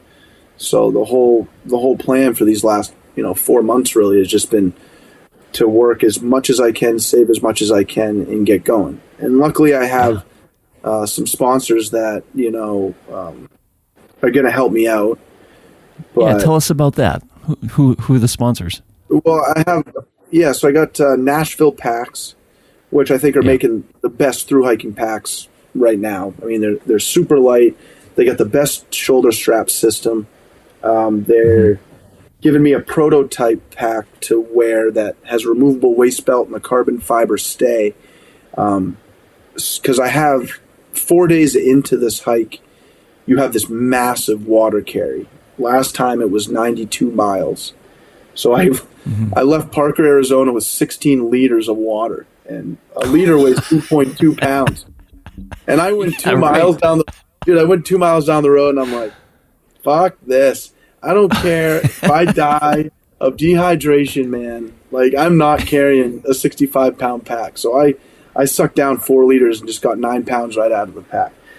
This time, instead of going north through Joshua Tree, I'm going to go south. And that is a 74-mile waterless stretch. So the pack that they're designing is for that big carry. And then once I get to the PCT, I'll remove the waist belt, because I don't hike with a waist belt, because I like that airflow. And if you have a 10-pound base weight, you don't need one. And then once I get to the Sierras, my pack will bulk back up with a little bit more warmer gear. I'll bring a stove for that section. And so I'm going stoveless for all of the desert, because water is such a high commodity that I don't want to waste it on cooking ramen nor pesticides. I just cold soak or eat friggin' protein bars. So I got to eat 3,500 to 4,000 calories a day. Oh my God. So I eat like 15 bars a day. I always start with a Lenny and Larry's cookie. That's like, I eat probably like, I don't know, 1,500, maybe 1,000 a day. It's amazing. You sure about that? Incredible. Yeah, that's crazy. I mean, you're burning you're doing a 40, you're burning like 5,000 calories. So even though 4,000 calories seems like a lot, I'm just sustaining my weight. And if anything, I'm losing weight. And, you know, I'm a skinny dude anyway. So right now I'm in the process of just trying to gain as much weight as I can. Like, I'm trying to gain about 30 pounds before I leave, and I've gained 12 pounds in the last 3 weeks. And somebody the other day said, "How are you doing that?" I'm like, "What do you mean? You just eat like an average American. It's very easy to do." Salt, sugar, and fat, baby. Salt, sugar, and fat. So, yeah. How much do you weigh? Right now, I'm like 174. And I'm 6'3", dude. I'm like a goddamn beanpole. Yeah. No kidding. So, that's funny. Because when I got done the hike last time, I weighed myself. I was down to 153. I mean, my legs are like tree trunks, but man, I look like, you know, I'm super thin. Yeah. I mean, yeah. Wow. And are you a social media guy? Do you have like YouTube or Facebook? Do you do any of that stuff? Or I know you have the website, which we'll link in the show notes. I mean, I have it. And I did update, like I do a fake book update once a month, just to let people know. It's really more for people to donate to the cause, donate to the foundation, you know. And I had somebody handle my Instachat or Instagram, and so I do those things, and you know, I'm out there so focused on my pace and the challenge of it that I don't have time to stop and update constantly. And there's people that do that. And I've been turned down by a lot of sponsors because I don't have a lot of Instagram followers, which is extremely frustrating because, you know, I'm doing this thing that very few people have done. And not only am I doing it, but I'm going for the record to do it. And to these companies, it's like, that's not good enough. But if I had 5,000 Instagram followers, they would, you know, hook me up. And so it just seems really strange, and it's really frustrating. And I was frustrated. And then I was like, you know what? If that's the way they're going to be about it, I don't want them anyway. Because I'm very particular with my gear, and I have to be, because I know what I like and I don't like. And I'm not just going to throw out a bunch of requests asking for sponsorship and realize that when I'm, you know, 3 days into a snowstorm, this stuff is not working out. But at least it was free, so I'd rather just pay for it. Got it. And this sponsored it's Nashville Pack? Yeah. Is that right? They're awesome. How big are their backpacks? So the one that I'm going with is a 38 liter. Okay. For all you aspiring through hikers out there, you never need anything bigger than 40 liters to do a through hike. But mainly because, you know, if you got a 55-liter pack, that's just more shit you think you got to put in it. So, yeah, they've really dialed it in, and I'm happy. It's the best pack I've ever used. I've used them all, and that one's the best one.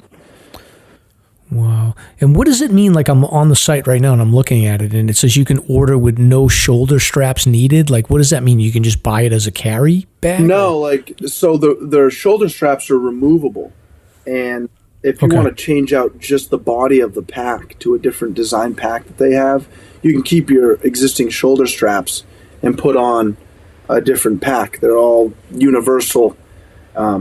It's not one strap buckle. It's 3 smaller ones, so it displaces that weight better. And they have 6 stretchy pockets right in front of you. So you can put your bars in some, you can put your phone in some, and they're really wide shoulder straps. And so it's basically, if you ever see any of those fruitcake trail runners, like their vests, it's kind of like a vest designed for the shoulder strap part of the pack. Got it. Yeah, because I actually just transitioned to like the Ultimate Direction Fast Pack, and you're exactly what you're talking about. It's like a thin, sort of thicker mesh, like it's a running vest, but it's a heavier. It's like a 20-liter pack, so that makes sense. Yeah. What do you use for a tent? So this time I'm using the Aeon Lee by Tarp Tent. I've used tarp tents before. I used one on the ECT. I used the Tarp Tent Double Rainbow, which I would never use that now. It's a 2-person, weighs 41 ounces, which is astronomically high. So the tents I use now are pitched with a trekking pole, 6 stakes. So that's what I'm using. This one weighs 19 ounces. I used Z-Pack's Altiplex last year, which weighed 16 ounces. But with that one, it's meant for tall people, and you need to have a carbon extension for the pole because the poles don't telescope long enough to get it really taut. And Z-Pack's zippers are kind of weak. You know, when you're hiking in the desert, you got to make sure your zippers stay clean, or the teeth will eventually wear down, and then the zippers start to break. And so Tarp Tent makes a more heavy-duty zipper. And sure, it's a heavier tent, but, you know, I'm not big on... I mean, I cowboy camp in the desert, but I don't cowboy camp, you know, a lot, and I kind of like to be enclosed. So I like my zippers to work.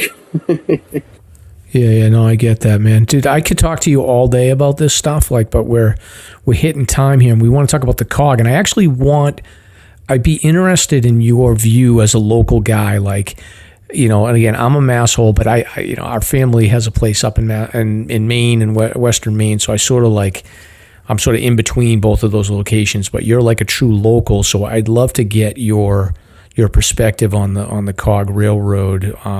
But before we move on to that subject, Stomp, is there anything else with Chezwick that we want to talk about here before we move on?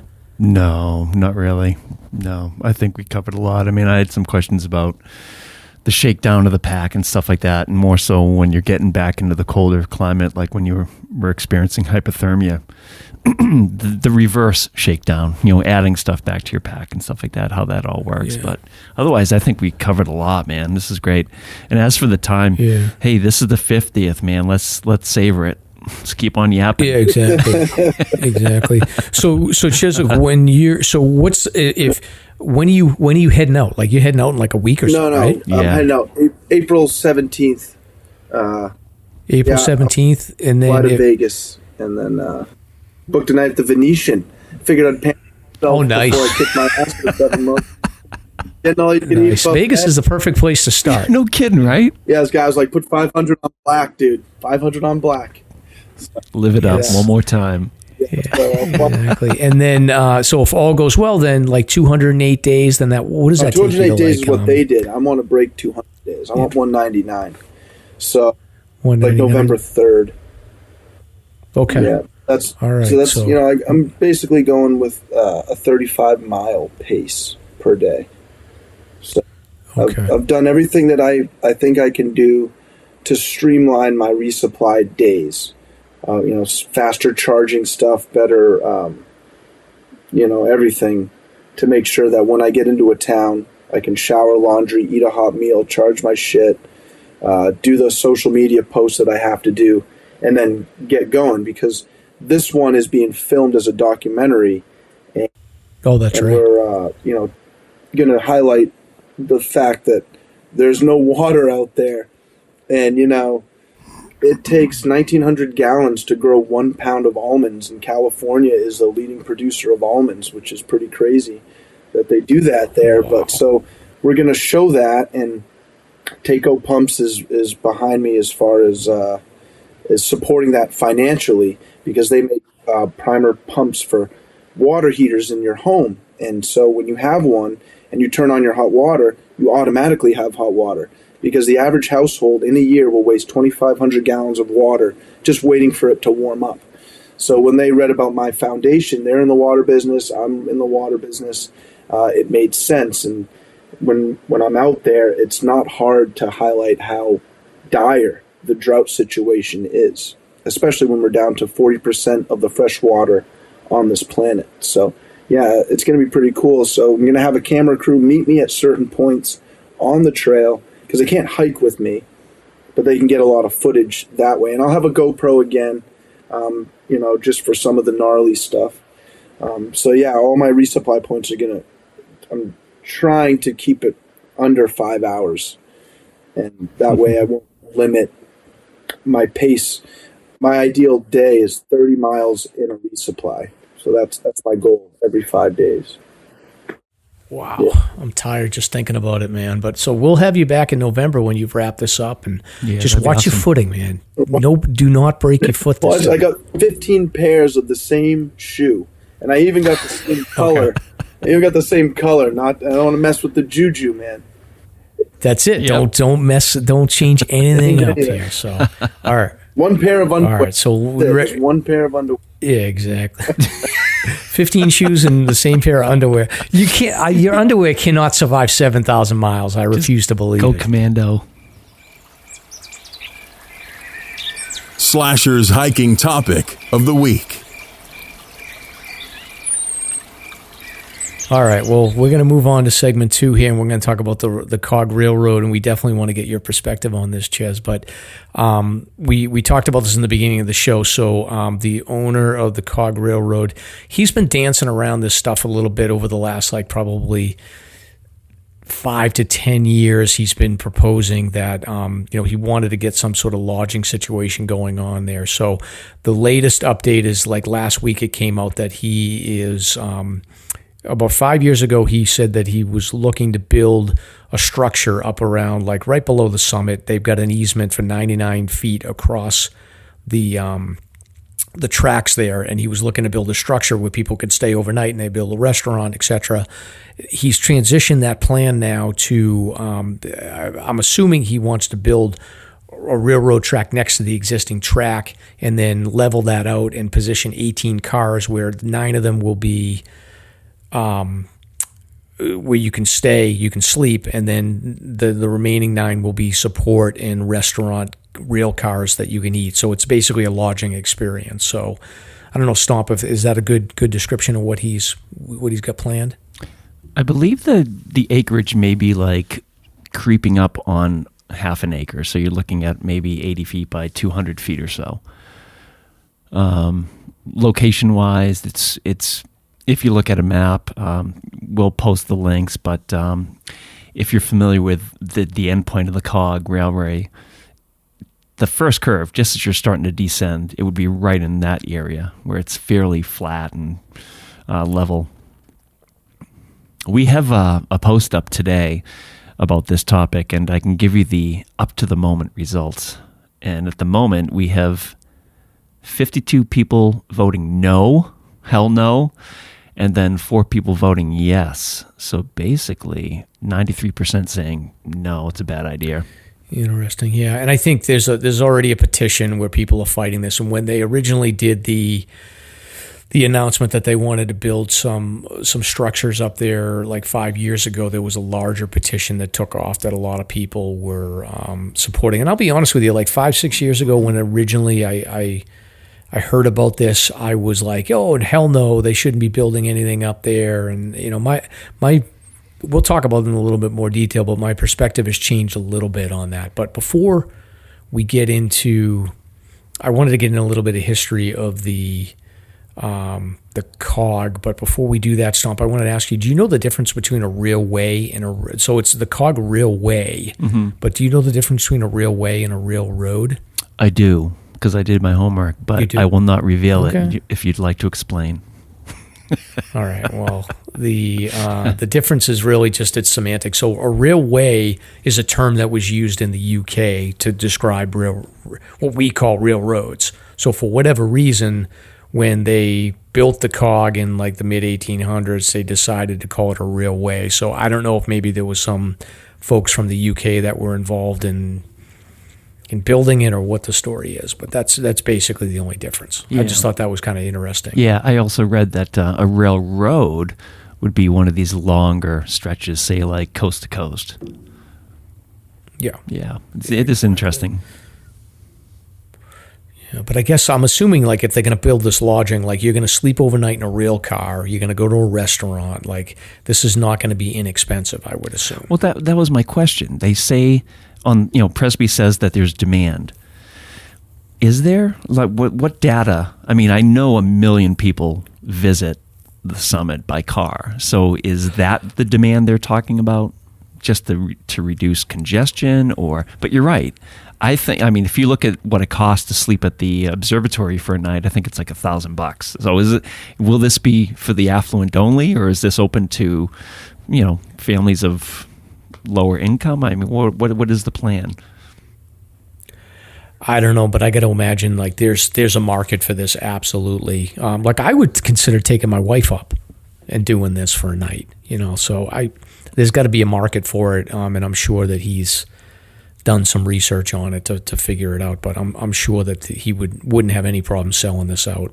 Mm-hmm. Yeah, it's interesting. Any other concerns about it? I mean, for me, I'm shifting gears on it as well. I was absolutely opposed to the hotel, the 25,000 square foot mansion, but now I think I'm leaning a little bit closer towards saying, hell, this is okay. I mean, based on a number of factors. Apparently, legally, they're talking about limiting expansion after this contractually. So this would put a stop to any more expansion. Whatever that means, I mean, that's going to be fleshed out. I mean, honestly, the location seems to be pretty good. It's fairly flat.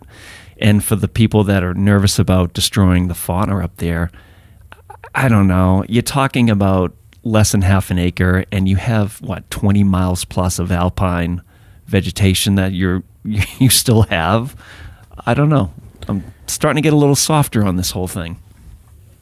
Yeah, and I think the way I look at it is, so there's been some lawsuits going back and forth. Like the observatory sued the Cog Railway, and then the railway sued the observatory, and there's been a lot of legal back and forth over the last 2-3 years. Mm-hmm. And I think a lot of it is posturing for the owner of the Cog Railroad to sort of have a negotiation point to be able to get lodging up there. So the owner's name is Wayne Presby, local businessman. I think he's been involved with ownership of the Cog for the last 20 years or so. I think he bought it outright 3 or 4 years ago. But the benefits are that the people that wouldn't, the hikers can hike up and they can get there, but there's thousands of people that the only access that they would have to get to a mountain like Mount Washington is by car or by railroad. And obviously, I feel like the horse is out of the barn when it comes to Mount Washington. It is. It is just it's a commercialized shit show up there. Yeah. And I don't think that adding this lodging option is going to add much of a difference to what it already is. And I do think that giving people access to going up there, maybe they take a kid up there that gets inspired to be in, to get into hiking, he becomes the next Chezwick. I don't know. True. But I don't think it's as bad as a permanent structure. Yeah. I think it's good. I mean, it'll be within the easement that they have. legally. You can look, I was going to go through the legal documents on this, but I don't want to be like that scene in Airplane where the pilot's telling his story and everybody's killing themselves. So we're going to skip the legal stuff. Yeah. But we will post the documents from the AG of New Hampshire and all the parties interested. You should look at it. It's actually really interesting. It's complicated. There's a lot of rights that are being split up, and there's quite a lengthy history of who owned the summit, how it was transferred, and, it's very interesting. Yeah, and there's also the dispute. So I talked about this before, but the dispute between the observatory and the COG there's a bunch of things going on here. One is there's like an easement agreement from 1894 that basically says that the COG has exclusive rights to host lodging on the summit. The observatory, which was put in like the 1930s, they actually do lodging on the summit. They do these educational overnight stays. So like from the COG's perspective, they're like, well, if they're doing it, why can't I do it? And then the lawsuit from the observatory to the COG has to do with $1 fee for every passenger. So supposedly the COG is supposed to pay $1 to the observatory for every passenger that comes to the summit, and that's to fund the museum in the observatory. But the COG is kind of like, well, why are we paying you $1 for every one of our guests, but you're offering a free observatory for all the auto road people to go in and all the hikers to go in? Like, you should be letting the COG people in for free and charging the auto road people because they're not paying anything. So they started withholding that payment over the last like 3 or 4 years, I guess. Yeah. So there's this whole like posturing thing. And I think that eventually what's going to end up happening is if there is like legal pushback, eventually like they're going to come to a settlement somehow. And I'm assuming that agreement will be that the COG can set this lodging up. Let's dive into some White Mountains history, shall we? Well, we have the opportunity. We'll get into a little history here. So, with the Cog Railroad, so it was built in, I think it was, the agreement was put in place in 1855, I think is when he started the process. But this guy, Sylvester Marsh, he was from Campden, New Hampshire, and he was a civil engineer by trade. I don't know if he went to college or anything like that. I guess anyone could just sort of learn the trade. So he was a civil engineer. He walked down to Campden, New Hampshire. So he was a long distance hiker. Made his way from New Hampshire to Boston, and somehow he made his way out to Chicago when Chicago was a town of about 300 people. So he was one of the founding fathers of Chicago. Became a rich man out there. He got involved in shipping of beef and pork back east, and he was always tinkering with shit. I guess this guy invented the original coffee percolator, which is pretty cool. So we owe him a debt of gratitude for that. But he was, again, known as a founding father of Chicago. And eventually fortunes come and go back then. And he lost his fortune due to some economic issues. I guess there was like a panic sell-off of the stock market or something. So he lost all his money.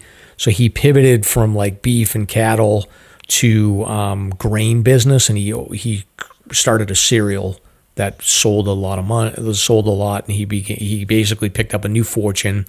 Somehow he traveled back east in like 1852, and as part of that, he went to New Hampshire and he hiked Mount Washington. Got in a little bit of trouble on the peak, almost didn't make it up there, and that sort of sparked an idea for him.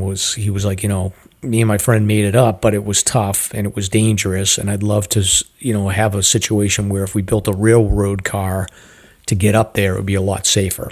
So that's basically was his idea. Sylvester Marsh, he proposed, I guess he retired in 1855, and we came back east from Chicago, and the idea was that he would, he had this idea to build this railroad trail. So as part of, he proposed this idea, built a prototype, and then he finally got it in front of the New Hampshire State Legislature in 1858. And I think he fully expected that it was going to fail miserably. But I think the legislature basically thought that it was going to fail miserably. They approved the railroad like permit for him, and then he got put on hold because of the Civil War. But by 1866, he was able to start construction, and within 2 years, they had that thing up and running, and they had the tracks ready to go. And I think the next year, in 1869, was when they were fully operational. So these people built shit quick back then. Right. Yeah, which is crazy as opposed to today. Yeah, exactly. But a couple of things like they invented this cog mechanism, which I guess sort of limits the train's ability to have to go down the track. So it helps with pulling it up. And then they also had to figure out a way to level, as they were wood burning back in the day. So they went from wood burning to coal. Now they're diesel, like Chezwick you talked about. But they had to figure out how to level the water tank. So the water tanks sort of like they stay level while the train goes up the track, regardless of what the angle is. And then, so they had to invent that. They had to invent like the wood burning piece of it. And then, over time, it became a tourist attraction. And eventually this guy passed away. He sold it in like the late 1800s to the Boston and Maine Railroad. Eventually it made its way to the Teague family. They eventually sold it to the current owner, Wayne Presby. And, he was like had a partnership, but eventually he ended up becoming the sole owner in 2017. And that's basically, it's been a part of the landscape for years. They've had a couple of accidents. What did they have? 8 people die? Right. Back in 1967. Yeah. Do you want to just dive into that and read it? Don't worry about it. Just keep on going. Yeah. I don't know where it is. Yeah. So 1967. This is a huge story. I was just talking to a fellow search and rescue volunteer about it today, and he recalls it vividly. And he had some friends that actually were part of the cleanup and this and that. And they said it was like something out of Vietnam. I mean, just pieces and bodies everywhere, and it was crazy. So, let's check it out. Awesome. All right. So I'm going into this cold here. So 1967, it was in the afternoon. Let me see here. Yeah, so September 17th, 1967, major train crash. 8 people killed, dozens more injured. So you're talking over 50 years now. And it was very chaotic. I guess they had... it doesn't really say here, Stomp, on exactly... Oh, here we go. What caused the crash? I think that the cog mechanism just failed, and the train went off the rail and headed down the track, and that was it. Like, it just wasn't going to, people weren't going to survive that when you get to that speed. I think 8 people died, 70 total were injured. Yeah, incredible. They packed the cars up for this ride down, and from what I understand, they swapped roles. So the engineer was in the wrong place at the time, so there was just nobody manning the brake system. And I think since then, what Presby has done is they've installed automated systems, and policy now is to stop at every junction. And there may be other redundant systems for safety, but I had not heard of this story, but 67's not too long ago. Yeah, and you're right. It's attributed to human error. Yeah. So those people must not feel so great. But I guess apparently, like you said, Stomp, it can't happen now. The owner has assured us that something like this can never happen again. Of course not. But what can happen? Getting rescued twice on the same mountain. Have you heard this story? Oh, yeah. I mean, I can't count the number of times I got this story sent to me. Do you want to tackle it? Yeah, I mean, this guy, he's a New Yorker. He was out hiking. He was in Arizona, so Humphreys Peak is like the tallest mountain, and I think it's north of Flagstaff. I drove by it when I was out. I've hiked out there a lot, and drove by it. it looks like a cool mountain, but it doesn't look any different than like you would see like a Mount Washington. Like I've heard it's not that difficult of a hike, but this guy he got rescued one day and then went back to hike it and then had to get rescued a second day in a row. So not a good look. Persistent fellow. And then I did and I did see on social media, and we had a case like this in Maine, I thought that we talked about a few weeks ago, but like the guy was like, I'm not ashamed, and like I'm a mountaineering person or something crazy like that. Like if you get rescued 2 days in a row on the same hike, like it's just time to like go to a different place, I think. So 28-year-old guy lives in Brooklyn, and he got lost while hiking Humphreys Trail, San Francisco Peaks. It's overlooking Flagstaff. So if you ever get out to that area, it's a beautiful area, but that can be a tough hike. Like you got weather situations, it gets cold. And if this guy wasn't prepared and didn't have the ability to navigate. So 5.5 mile trail. They're having a big issue with search and rescues out on the beginning part of the PCT because all of these people are now carrying these spot in-reach devices. And, really push those in a life or death situation. And when you get one, you have to pay, a subscribing fee. And basically, people are getting dehydrated or they're rolling their ankle and they're pushing it. And these search and rescue guys are showing up with the helicopter. They've got to take them out of there. And they get inundated with calls.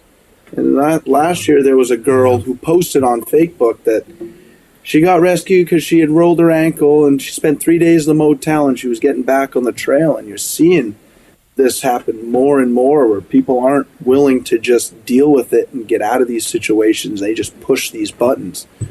And it's a security blanket.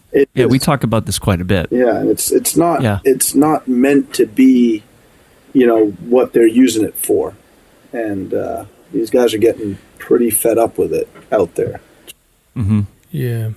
And we talk about this all the time, Chezwick, and it's like, we talk about these phones too, and it's like, it's great that everyone has cell connection now on the whites, but it is this sort of chicken and the egg. Like, when you give people more access to technology, are they going to use it responsibly when they really need to use it, or are they going to just sort of say, like, my safety net is a lot wider than like your safety net is like, it seems to me like, I don't know you that well, but my sense is that like you're going to break your foot, like you're going to make your way out regardless. Like, but like other people are going to not feel great and they're going to hit. Well, SOS. Just to be clear, I had a spot device, but I didn't want to carry the extra 10 ounces, so I sent it home.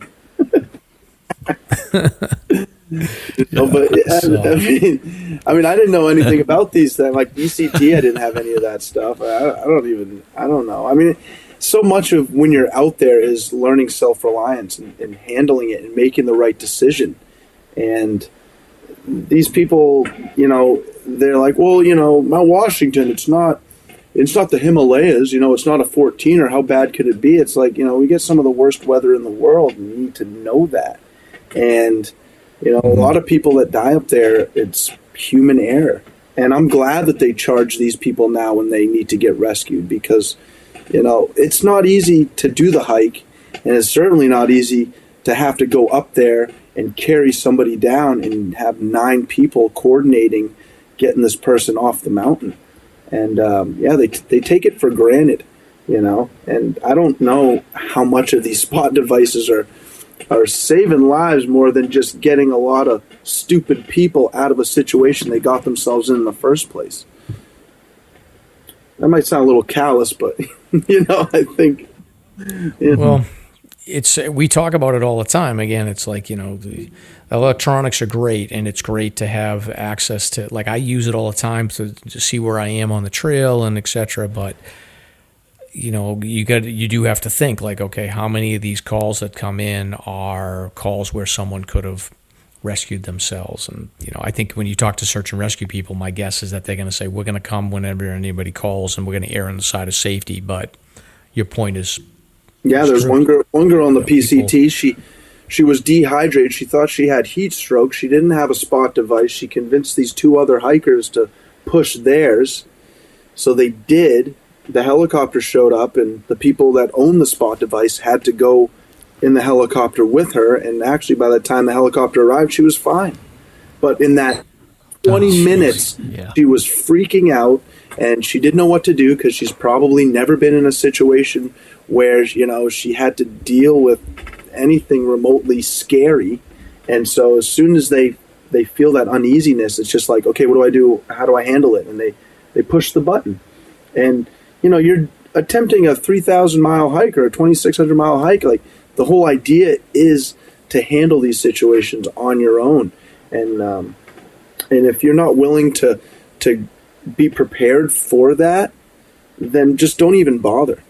Because, I mean, these people that are going out there to save them, they're risking their lives too.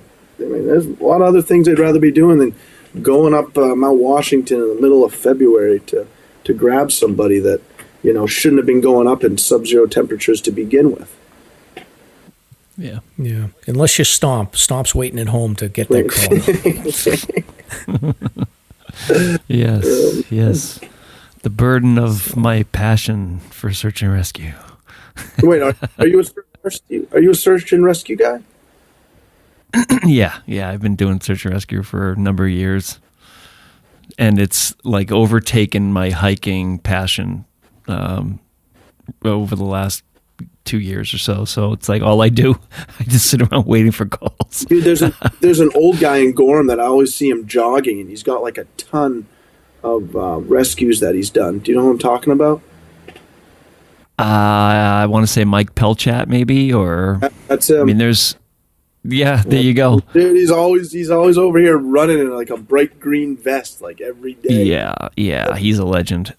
Yeah, he's quote unquote retired, but he's still up there banging out the rescues. He's incredible. Awesome. There's a lot of people like that. I mean, they're just devoted and just so passionate about it. Yeah, we're glad to have them. Absolutely.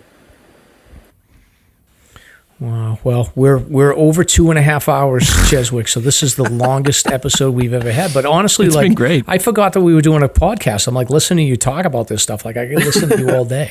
I looked at some. Hey, you know what, Mike? Dude, let's punt this last story. What do you say? I'll edit it out. No doubt. Yeah. No doubt. But yeah, this has been fantastic. Dude, so what were you gonna say, Chez? Dude, I got DVD footage of all my GoPro stuff that I did, and my buddy put it on DVD for me, and he sent it, and I watched some of it last week. I'm like, oh man, I suck. I'm not that funny. I can't believe I sound like this. Like, man, it's hard to see yourself in a video like that, and it's going to be weird, to have like a real documentary filmed. That's pretty cool. It is pretty cool. I think, it is cool, but you know, it's a lot more work. I mean, I think just doing it, just the hike on its own is hard enough. And you got to add in, you know, like footage and stuff. Because I remember like a week into the hike, they met me, so they would film me with like the legit camera. And, it was after like a 41-mile day, I think. And I was so exhausted. It was like 11:30 at night. And he had the camera going. And I said something. He was like, oh, man, I didn't pick that up on the mic. Can you repeat that? And I was like, no, I'm done. You didn't get it. Too fucking bad, man. Like, I'm beat. I'm done. Like, that's not happening. So, you know, those things make it a lot harder. But, you know, I think someone told me today, you know, it's inspiring, and I don't think about it that way. You know, you're just kind of so involved in just trying to accomplish this goal. You don't think of other people that are like, you know, I'm on the hamster wheel, and you know, I wish I could just get out and do stuff like that, and I just don't have the time because I have, you know, kids or mortgage and car payments, and I don't have any of that stuff. And so I feel very fortunate that way. You know, and some people would look at it like, well, you know, you're 36 years old, you don't have your own home, and you're not married, you don't have any kids. It's like, you know, I'm seeing stuff and I'm doing stuff that, you know, very few people get to do. And if the sacrifice is not looking like a typical average American at 36 years old, and, you know, I'm okay with that. But, well, I also think that typical average American idea about, you know, how you're supposed to live your life is starting to change. Like, there's more and more people that are realizing that like to be a sort of a slave to the 9 to 5 routine, and I feel like I lost. I mean, I'm on it no matter what I do. But like I tell my kids, like, you know, you need to take some time in your life to experience living, and like you'll have 50 years to work if you know. So take some time when you're young and get it done. To me, that's the biggest thing. Is like you're in a good situation with what you want to do, but I really think for most people, it's like get it done when you're young, because like I think back to like what you were talking about when you meet those old guys on the Appalachian Trail, they all say the same thing to you, right? Like it's like I wish I'd done that when I was young. Absolutely. I met a guy named Fig. He was doing his 4th AT, and I said, "Why is your name Fig?" And he goes, "Because my real name's Wayne Newton." I'm like, you gotta be kidding me. But 4th AT, and seeing a lot of those guys. I mean, the AT, really pound your knees, and, you're meeting these guys in their mid-70s doing it, and it's so inspiring. Us young guys running up and down the trail, and, 30-mile days can be tough, but, they're doing these 20s on those old knees. It's like, that's crazy, but they're so focused on that goal. Like, this is something you think that they've probably been thinking about for 50 years, and they've been on the hamster wheel. They've worked for 40 years. They've raised their kids, and now they're retiring, and this is what they're doing. And it's pretty awesome to see. And the other awesome thing to see is the kids out of high school that go, you know what? I don't know what I want to do with my life. I don't know where I want to go for college. I don't know what I want to do. Let me take 5 months out of my life now and just think about it. Let me not rush into it. And I wish more people would do that, because the Appalachian Trail, to me, it's so special, and the people and the huts and the whole thing about it. And if everybody did the Appalachian Trail, this would be such a better world, because it really humbles you, but it just opens your eyes up to so many possibilities that you don't realize until you have that time to yourself to just be able to walk and think. And there's no distractions, it's just you and the trail. And it's something that's really special. Awesome. All right, that's where we're going to end this. Yeah, that's a good bookend. ending point, man. Cool, man. Yeah. Thank you, my man. Dude, this was awesome, man. Yeah. Awesome. Didn't feel like 2.5 hours. It went by quick. Yeah, thanks for having me. I really appreciate it. It was fun. Thank you for listening. If you enjoyed the show, you can subscribe on Apple Podcasts, Spotify, or wherever you listen to podcasts. If you want to learn more about the topics covered on today's show, please check out the show notes and safety information on SLASRpodcast.com. That's SLASR podcast.com. You can also follow the show on Facebook and Instagram. We hope you'll join us next week for another great show. Until next time, on behalf of Mike and Stomp, get out there and crush some peaks. Now covered in scratches, blisters, and bug bites, Chris Staff wanted to complete his most challenging day hike ever. Fish and Game officers say the hiker from Florida activated an emergency beacon yesterday morning. He was hiking along the Appalachian Trail when the weather started to get worse. Officials say the snow was piled up to 3 feet in some spots, and there was a wind chill of -1 degree. And there's 3 words that describe this race. Do we all know what they are? Only one hill! Here's Lieutenant James Neeland, New Hampshire Fish and Game. Lieutenant, thanks for being with us today. Thanks for having me. What are some of the most common mistakes you see people make when they're heading out on the trails to hike here in New Hampshire? It seems to me the most common is being unprepared, and I think if they just simply visited hikesafe.com and got a list of the 10 essential items and had those in their packs, they probably would have no need to ever call us at all.